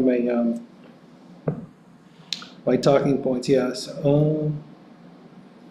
So yeah, again, this is the format in which you see me is talking about these things so far. The other 20 days a week, I'm getting the information together on other things like the ELL programs. We're talking about Penn data with the special education families and community. So I'm feeding them statistics and data, to help guide their answers to a community who's asking questions. So these things go on, and being part of the planning process rather than a part of the autopsy team, is a much more productive use of a data analyst's time, than just kind of coming, well, this didn't go so well, it's the planning. I'm grateful for the opportunity to be able to do it, and thanks to a leadership team who indulges me getting a ton of graphs and charts and stuff. I think Ms. Horner has a question. Yeah, I just want to say thank you so much for putting that together as when you had gotten it. And I reviewed it and I said, just to your point, it's great to go against the other districts, but we have to remember we are Council Rock and these are our students. And these students are what we have to focus on. So with that, we want to take those numbers and really dive into those numbers and see where we stand and where we can improve. Indeed. Thank you for going. Thank you. Thank you. Thank you, Dr. Barnes, for coming and providing all this knowledgeable data. You did mention a couple times that it's shared across the district. I was just wondering how it's shared and when it's shared. Like, do the principals now have time to share? I know it was discussed, share not only their school data or grade level data where it's relevant and then across the board, across the district for us. Is that shared amongst all the principals and then they kind of disseminate that information as necessary or as needed? Or teachers can reach out to you if they're looking for specific information? I guess for their planning purposes, sorry. That's good, no, that's all right, yeah. I was invited into Newtown Middle School and I went and I talked to their leadership team and their curriculum leaders. And that went well. I think they got some revelations out of that. And I'm going to Council Rock North next week. I didn't want to go out in isolation because as Tammy is rolling things out, and she is, I want to be able to talk more. I love data, right? But talking to other people about PBOS isn't the most exciting thing in their life. So if you're talking to principals who are busy doing these wonderful things with sports, with education in general and the social and emotional needs going on in the building, it's actually, believe it or not, hard to convince them to talk to me about like PBOS and growth scores and things like that. But there are other pieces of good news that Council Rock Council Rock North had the most national merit scholars in the county by far. It wasn't close. It was by far. So I put together little pieces of good news for the principals. I offered it to them and I said, I can come talk to you about these, and then I can talk about growth scores. Because those things are puzzling. With humility, they're not something that I could just pick up a book and talk about. I mentioned the problem with the shifting numbers. And PBOS has a lot to do with scores that we don't see. We're looking at proficient and advanced numbers up here, but the growth opportunities exist in below basic and basic range students. And we want to make sure that our MTSS process and the pipeline that was described as earlier between special education and general ed is looking at those opportunities for growth. So yeah, I want to get out to the buildings, but I want to go out with something meaningful to say, and as part of kind of this larger effort to look, we have curriculum, we have a plan, and you're doing assessments not just because we don't like you and we want you to do assessments. It's because it's going to show your students progress and how you can make those students the best students they can be come May when the state does their thing.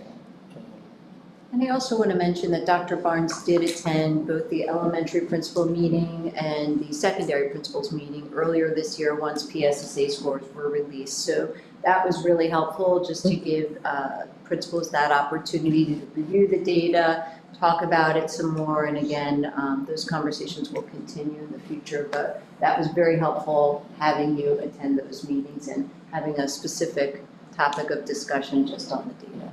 But they have it broken down into standards too. These are the general thing, but they have it broken down into standards, 4 and 5 year trends. Great, thank you. Sure. Other questions? Mr. Roosevelt? Thanks once again for this presentation. I think that, and I appreciate your editorialization about it, particularly because I think that this is something that individuals, families around the district are maybe looking at from a variety of different perspectives. And I think that this data and what you've done with it over the years has helped our administrators and our educators to understand what changes need to happen. I'm thinking specifically, Ms. Garrett, which is either a wonderful coincidence or it's directly attributed in some aspect to a lot of this work that you've done. And I'm looking forward to seeing this data continue to be interpreted and evaluated with that moving forward as some of these changes roll out. For example, it always makes me consider, well, what's going on? Is the curriculum in line with the PSSAs and the Keystones, or is it not, right? And while we shouldn't be teaching to the test, we should be educating, and these seem to look at it from different angles. While we're, to Ms. Horner's point, while we're evaluated based upon other school districts within the county, that's great, and the state, that's great, we also want to consider what can we do at Council Rock. And I think that this is, while we'd like to see the numbers higher, to your point, they can bounce around based upon the sample size. And while we're trying to restrain ourselves from looking at trends, which in some cases is pretty obvious, right?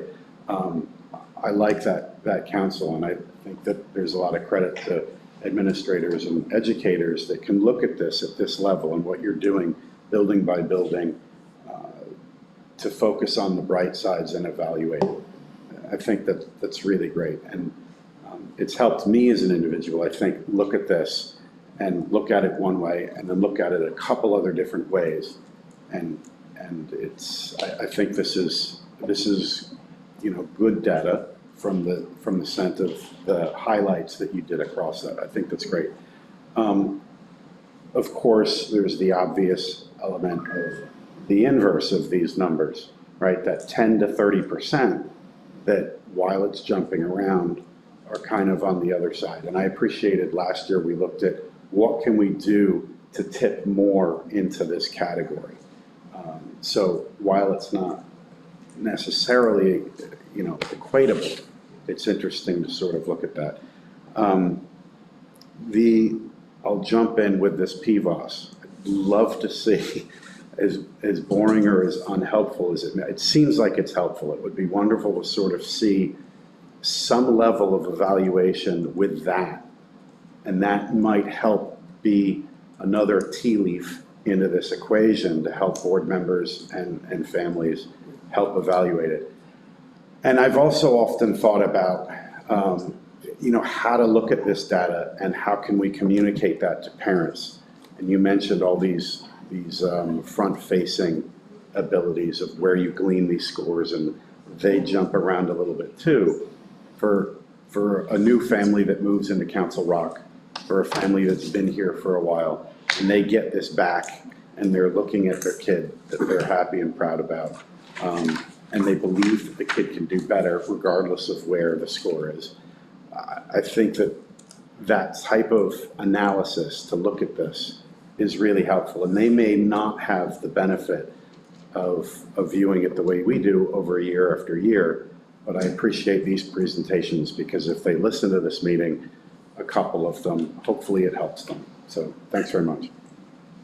Thank you, very welcome. I was personally excited about that Bucks County Community College collaboration that Dr. Sanka was setting up. They were talking about some really exciting things. So these are data that we've talked about, PSSAs and Keystones, but what about APs and PSATs? Other things that are really exciting, even punching that top end higher, doing college credits while students are still in high school. Very exciting things we talked about in that collaboration. So, that's other things that I could be sitting here and talking about that we should also make available to the public. We have a lot of things to be proud of. I think Mr. Hickey had. I'm sorry. I always appreciate the data. And like you said, I like seeing, like you said, how we do compare to the district, but the part of it that wasn't in there that I saw that was part of your what you sent us was like, I always like looking at the individual schools, how we do, and how we compare to each other. Are we doing things the same across the district? Are there trends in one area that you know, maybe something's being done, taught differently in one school as opposed to another? Is there, like, and I'm hoping that what you can do is, I don't want to say make recommendations, but give your professional opinion as to what you see in that data, like, you know, there's an issue here or there's a possible solution there. For example, we're going to talk about Knights for Knowledge, and you mentioned it as well. Like, is Knights for Knowledge, is it really doing, are we seeing the improvement that we think? Like, I always think it's great. Yeah, this is great, we're doing great.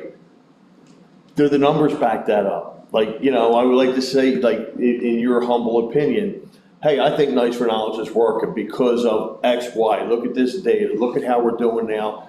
Our scores are improving. Look at school X and these kids who are going. Because, I mean, believe it or not, I had a parent send me an email today about a particular elementary school, and they were questioning, I actually asked them to come tonight, but they were questioning, like, what was going on in their school because they thought that their student was lagging so far behind in math.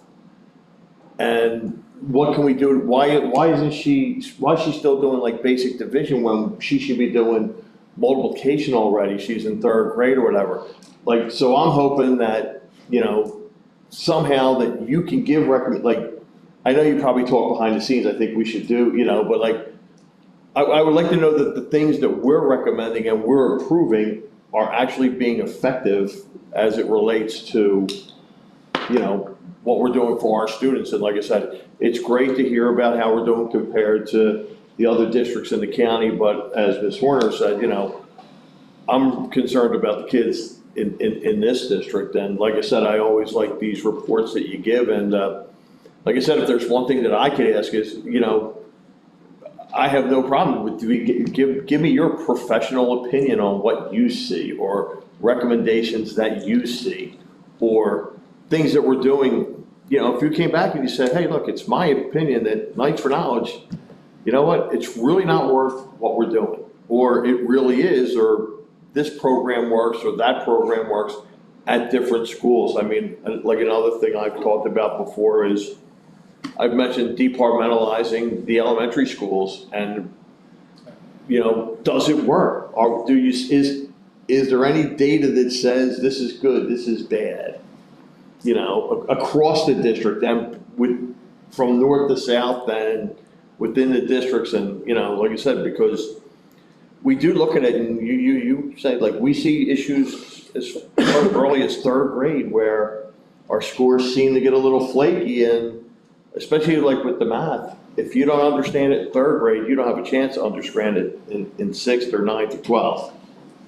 But like I said, I always appreciate this and your input in this.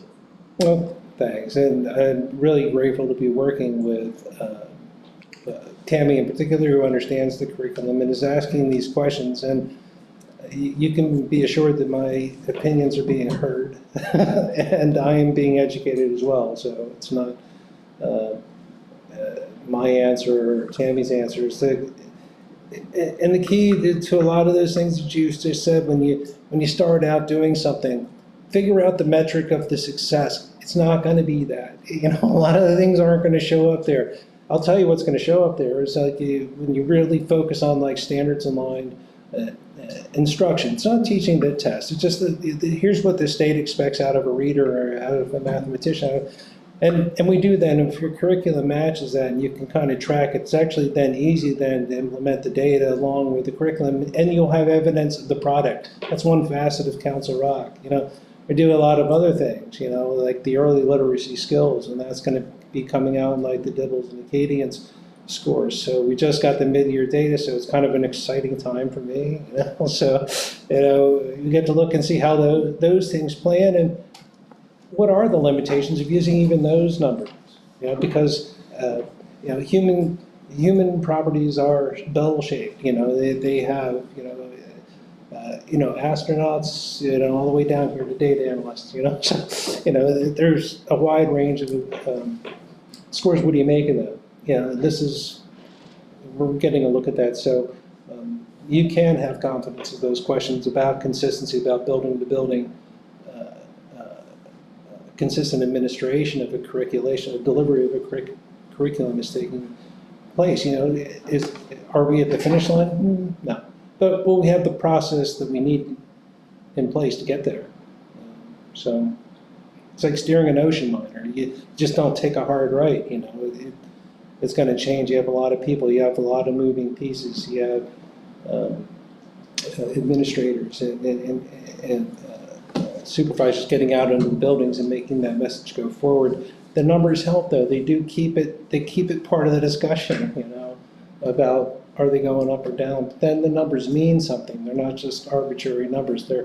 These are the ones you expected to go up. Are they?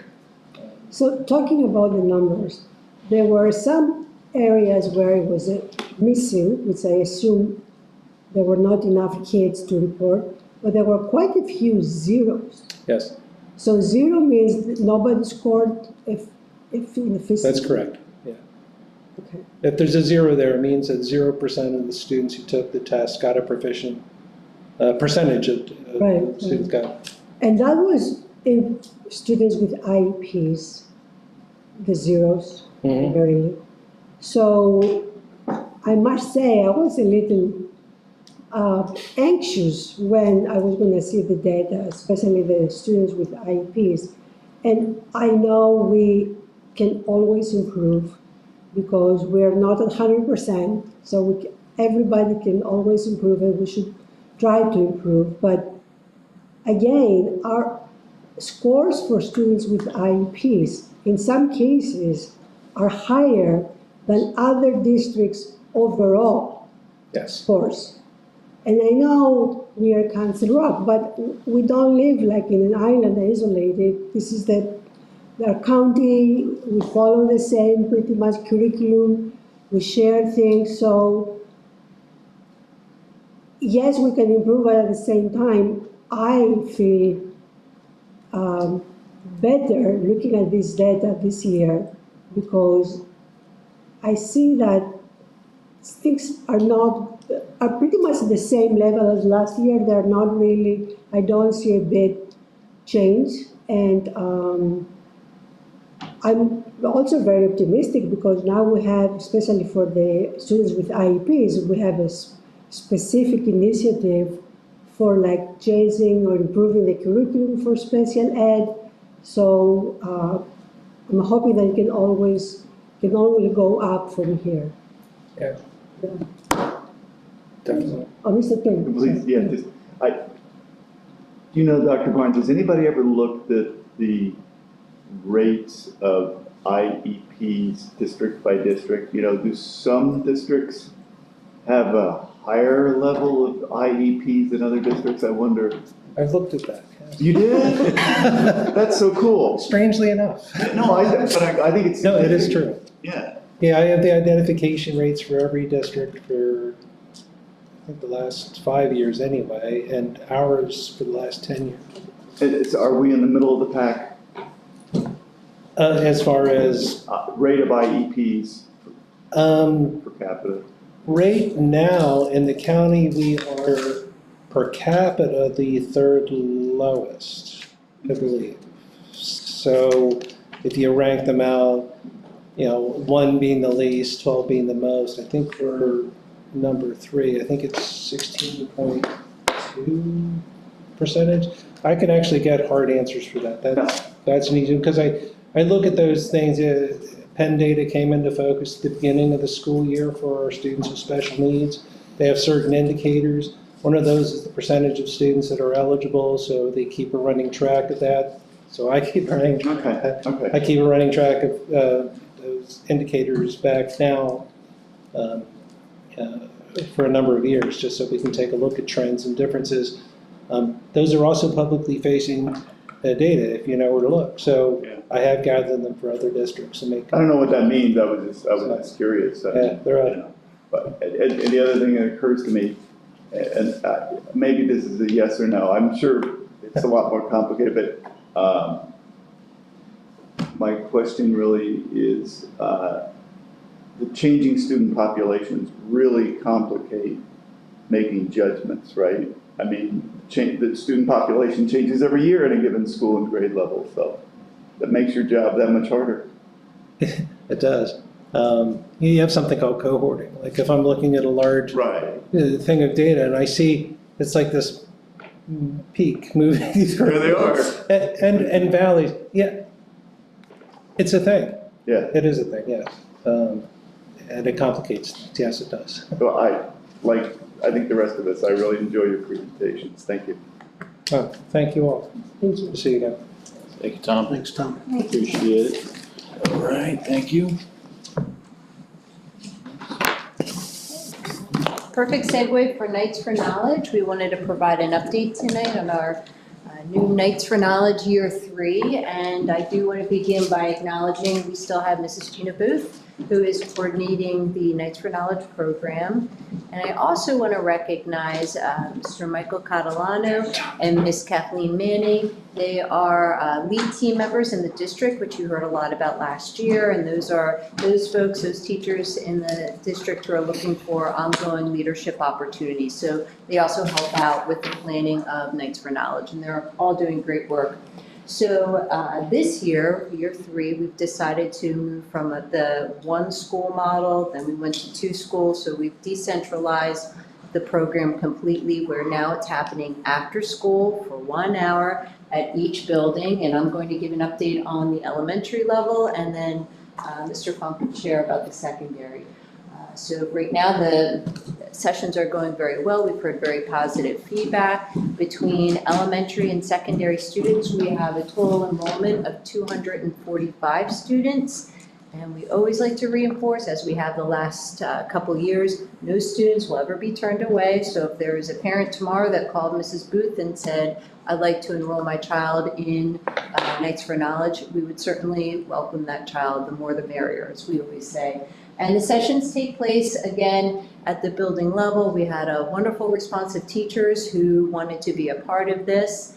And so the focus at the elementary level is 1 hour where there is direct instruction related to English language arts and math for the first portion of the hour.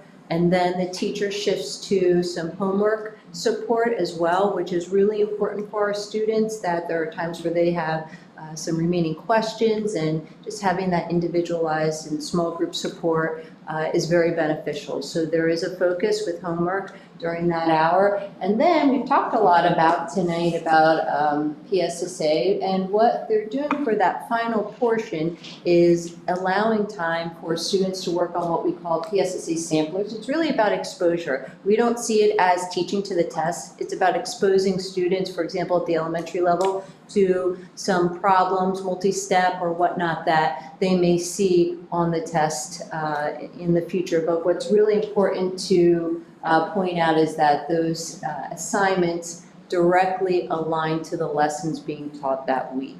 And so Mrs. Booth is, certainly working very hard with the teams to make sure that things are running smoothly. And again, we've heard a really positive response. It's only been a few weeks up until this point, but we do believe having that convenience for parents especially to be able to have the children remain after school, have their 1 hour, and then be picked up from their actual neighborhood school has been beneficial. And now I'll let Mr. Funk share a little bit about the secondary. Yeah, so we started out with just select elementary grade levels, and we've expanded the program now to include the secondary schools. So each year we kind of have a new iteration. Moving the time frame to right after school, I think, has been helpful for students just in terms of accessibility, and also just retaining staff to be there to teach the students. Doing something very unique at the secondary level, where we're not necessarily academic specific or subject area specific with the topics, but a lot of the topics that we're covering right now are more about, it could be executive function, skills. I'll read you a list of some of the topics, and we're excited by this. A crash course in Canvas. So that's our learning management system for students. So for students that might be struggling with how to navigate Canvas, there's a course specifically meant to help them. Homework planning, including long-range assignment planning, stress management, using my personal strengths to my benefit, intelligences, aligning them to how students study and prep for assessments, kind of a test-taking strategies and techniques. Balancing my life, sports, clubs, work, social time, and the power of yet, which is basically working hard to get through academic challenges and showing persistence and grit. So they are non-traditional topics in terms of, you know, some offerings, but we think they're the type of students that are very beneficial for 7th through 12th graders. And these are some of the topics that we've heard a lot about. You hear a lot about this, like the grade level principals, we hear this, guidance counselors, like, I wish there was a course on stress management. Well, here's an offering. It's not the be all end all, but I like the direction it's headed, and we're hoping for a lot of success. And I do want to reinforce, as Dr. Barnes shared this evening, that he is continuing that close collaboration with Mrs. Booth and the team to make sure that what we have in place is valuable. Are we seeing good results? Is it time well spent? And I love that that came up earlier, because that is the same question we have. We want to make sure that this is year 3. Is it serving our students the way that we intend? And again, by design, we did make this a little more focused on what's happening in the classroom at this time. And again, homework, support and such, but we will be looking closely and tapping Dr. Barnes and his expertise to partner with Mrs. Booth and the team to make sure what we have in place is benefiting students the way that we intend. Ms. Khan? I don't see it mentioned here, but could you just speak about the, I know the program started on January 7th, how many weeks it is, and also like the number of days. I don't think it's a Monday through Friday. I think it's a Monday through Thursday, I believe, just for those listening at home. I'm just bringing that up. If you just give me 1 minute, I'll bring up the dates, I'm sorry. Maybe we can take another question while I bring it up. The sessions at the secondary level run from January 7th, already started, through February 18th. And the days, it's Monday through Thursday? It's, no, that's once a week at the secondary level. Okay, once a week, 1 day per week.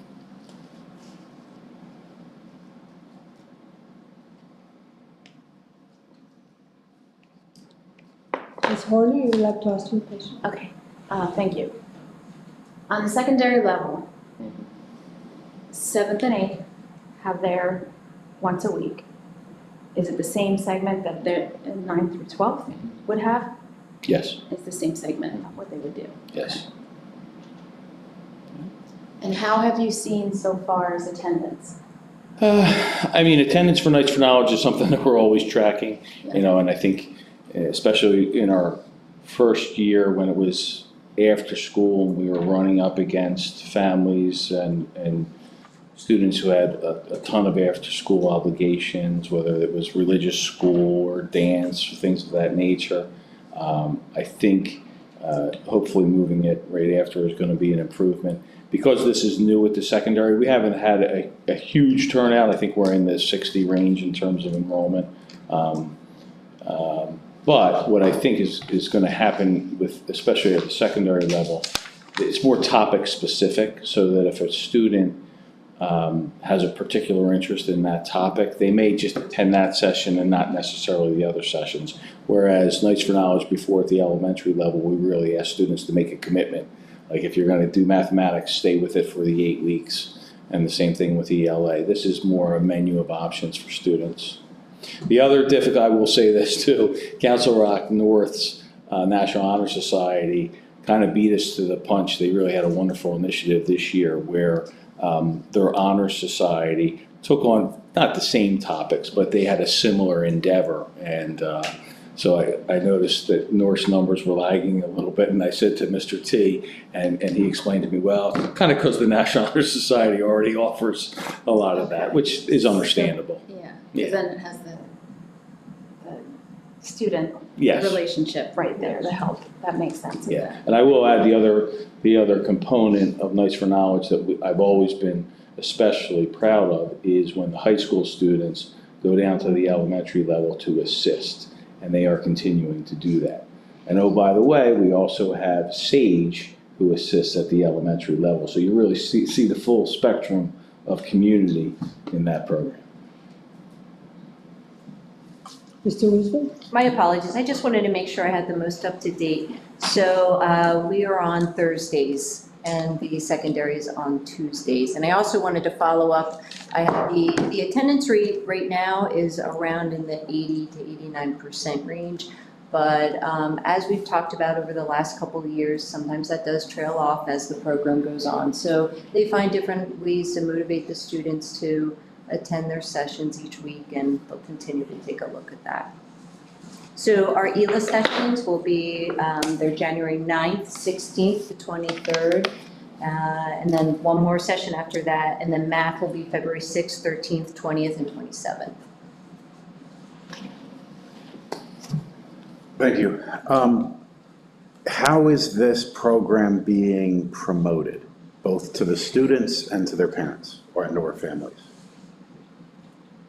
So it's been through the S'mores newsletters, the principals' newsletters every week. I know Andrea has included it in the Rock Report. It's on the websites.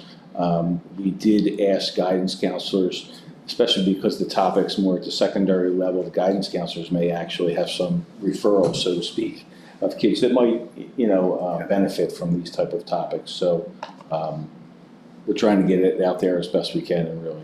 That's great.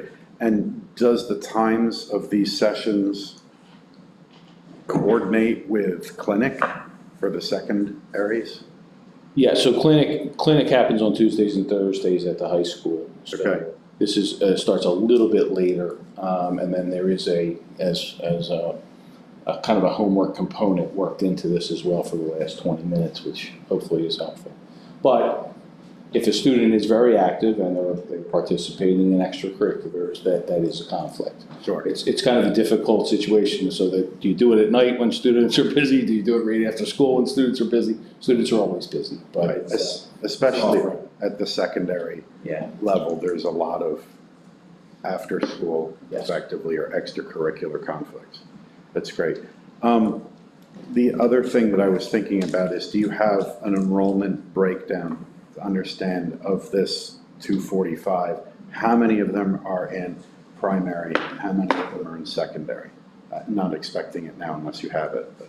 We do have it. Okay. So we have about 205 students, and this can fluctuate on any given week. So that was the most recent update we received from Mrs. Booth, and then 40 total at the secondary level. Okay. Which is, again, not surprising for the reasons we've talked about. Right. We'll just continue to get the word out there and see if we can bolster some additional attendance, even at the elementary. Sometimes there are activities that are happening at the very start, or a parent may say, I don't think my child is really in need for the ELA session, but will certainly look to join the math session. That's great. Wonderful. And I do want to just Yeah. reference, just to make sure that the numbers are, clear, that 141 of the 205 are registered for the current ELA session. So we'll give an update. Okay. 205 expressed interest in registering for Nights for Knowledge, but they currently, Gina said, 141 elementary students are registered for the current ELA session. Okay, that's great.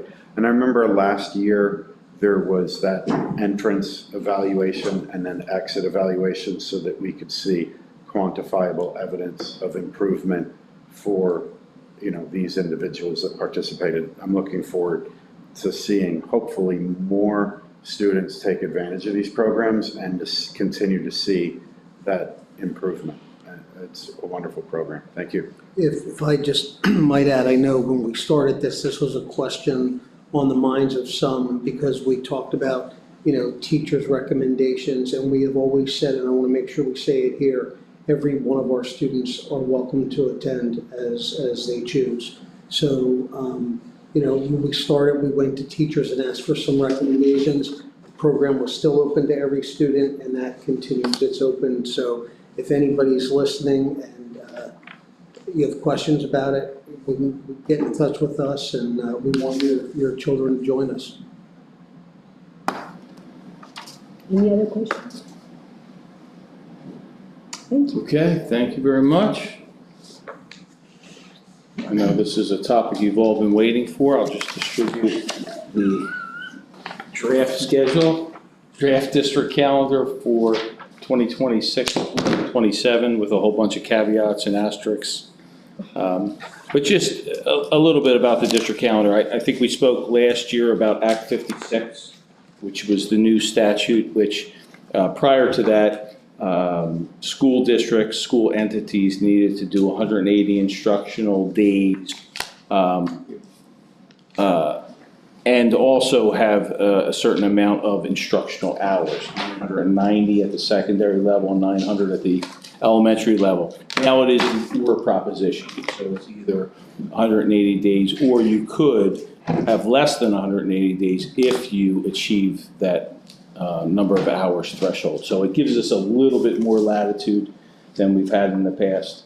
As you can see with the 2026, 2027 calendar, Labor Day is rather late. It is on Monday, September 7th. So we kind of go by, what's at the bottom of each district calendar, and that is our general rule of thumb about when Labor Day falls on a certain date, when we would start. So we would start the prior week, and our proposed starting date is actually and we've done this before a few years back, in August. It would be Monday, August 31st for K-6 and also grades 7 and 9. And then all students would report to school K through 12 on Tuesday, September 1st. And then in order to keep the 4-day Labor Day holiday intact, Friday, September 4th would be an all schools and offices closed day. I'll also just bring your attention to the fact that we maintain the 5-day spring break in this calendar. We also have Eid and Diwali recognized in this calendar. The May election date actually has not been finalized, so that's listed as tentative. And as you know, typically in the school board meeting in April is when the school board decides the graduation date. So it remains a tentative date until that point, and the reason for that is due to weather uncertainties. Speaking of weather, and while we're on the topic of district calendar, we have already encountered one snow closure. I just bring to the board's attention the fact that, another tool in our tool bag, so to speak, or something that gives us a little bit of latitude is something called flexible instructional days. And we have an allotment of 5 flexible instructional days where in the case of school closure, we could go to asynchronous virtual learning, and that would count as a flexible instructional day, and that would not count against our 180 days, and those instructional hours would also count. We've already announced to our school community that if we do, and I hope we don't, but if we do have, and the winter's looking a little harsh this year, if we do have another closure, we will go with a flexible instructional day. We typically consult school boards and the school board and kind of give you a sense of where we are with that. So our next day would be a flexible instructional day. The flexible instructional day is something that you apply for through the state every 3 years. I think we're up at the end of this year, so we will be applying again, and we'll come before the board with that matter.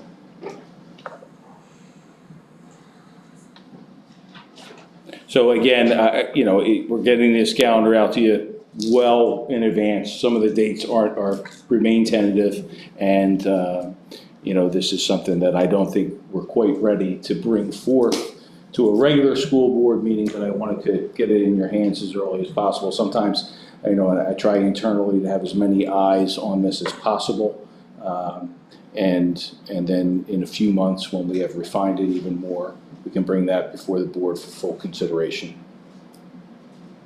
Thank you. Questions? Mr. Fink?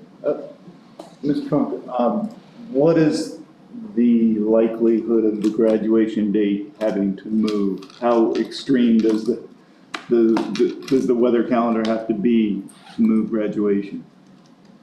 Yeah, we try to keep it we try to keep it consistent after the school board makes that decision. That's our date. Right. And we found that it's very helpful for parents and families of graduates to know well in advance what the graduation date is. So we really try not to have it move too much. I mean, in consideration for families that may be traveling to attend graduation commencement exercises and things of that nature. So we've been pretty good over the past few years of keeping that number, I thought so. keeping that date intact. Yeah, I'm really, really intent on seeing that continue as much as possible. I mean, that was, very selfishly, I'll say that was disruptive for my family. And, the kids that have to start summer school after they graduate from high school, that kind of stuff. It's really valuable to families to keep it at the date that's set.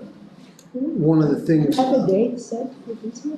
I'm sorry, Ms. We have a set date for graduation this year? We have a tentative set date, but one of what I was going to say to Mr. Tate, one of the things we've done historically, since we have the two high schools, North and South. South has always been inside, North has always been outside. We have come up with an indoor plan in the event of inclement weather. So hopefully, we don't have to use that, but that also helps us ensure the date doesn't move to have an experience like you did with your family. That's great. Thank you. Thank you. Other question? Okay. And we took care of that. So for next meeting, which would be February 27th, this is our proposed agenda items. Update on full-day kindergarten, the special education plan approval, and we've been talking a lot about the timeline for the special education plan and the approval at some of our parent meetings, and also high school schedule and late start times. Thank you. I have something to say, yeah. So I know we're gonna talk about high school schedule and late start times, but I want us to be very conscious of what we have on the plates of our administration. That's why I have put out there of understanding what is current reality of the administration to be on their plate. And we discussed it. We have the master plan, we have a contract, we have full-day kindergarten going ahead. So I want to make sure that we are very conscious of this.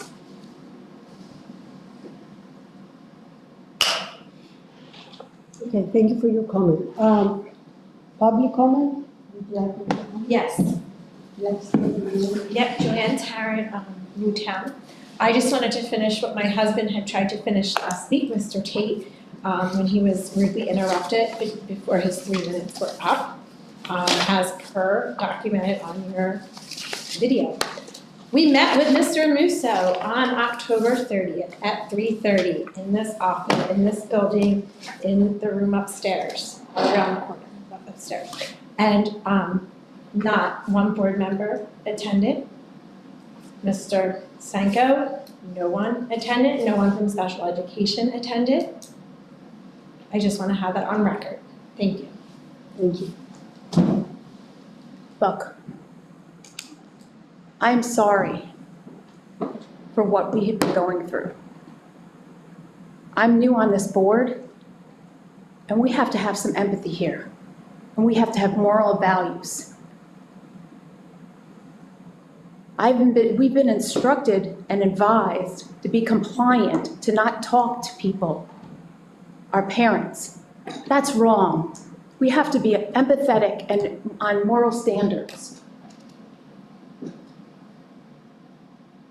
I'm going to step up and we're going to figure out how we get a resolution. So we're going to work with this administration. We're going to figure this out.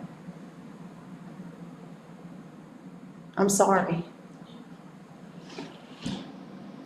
Would you like to make a public comment? No? Okay. So I guess we're adjourned. Thank you. How about Ms. Stone, if she's still on the call? She's texting me. I thought she Okay. said if she had any questions, she would let me know. All right, thank you. No, I'm good, thank you. Good night.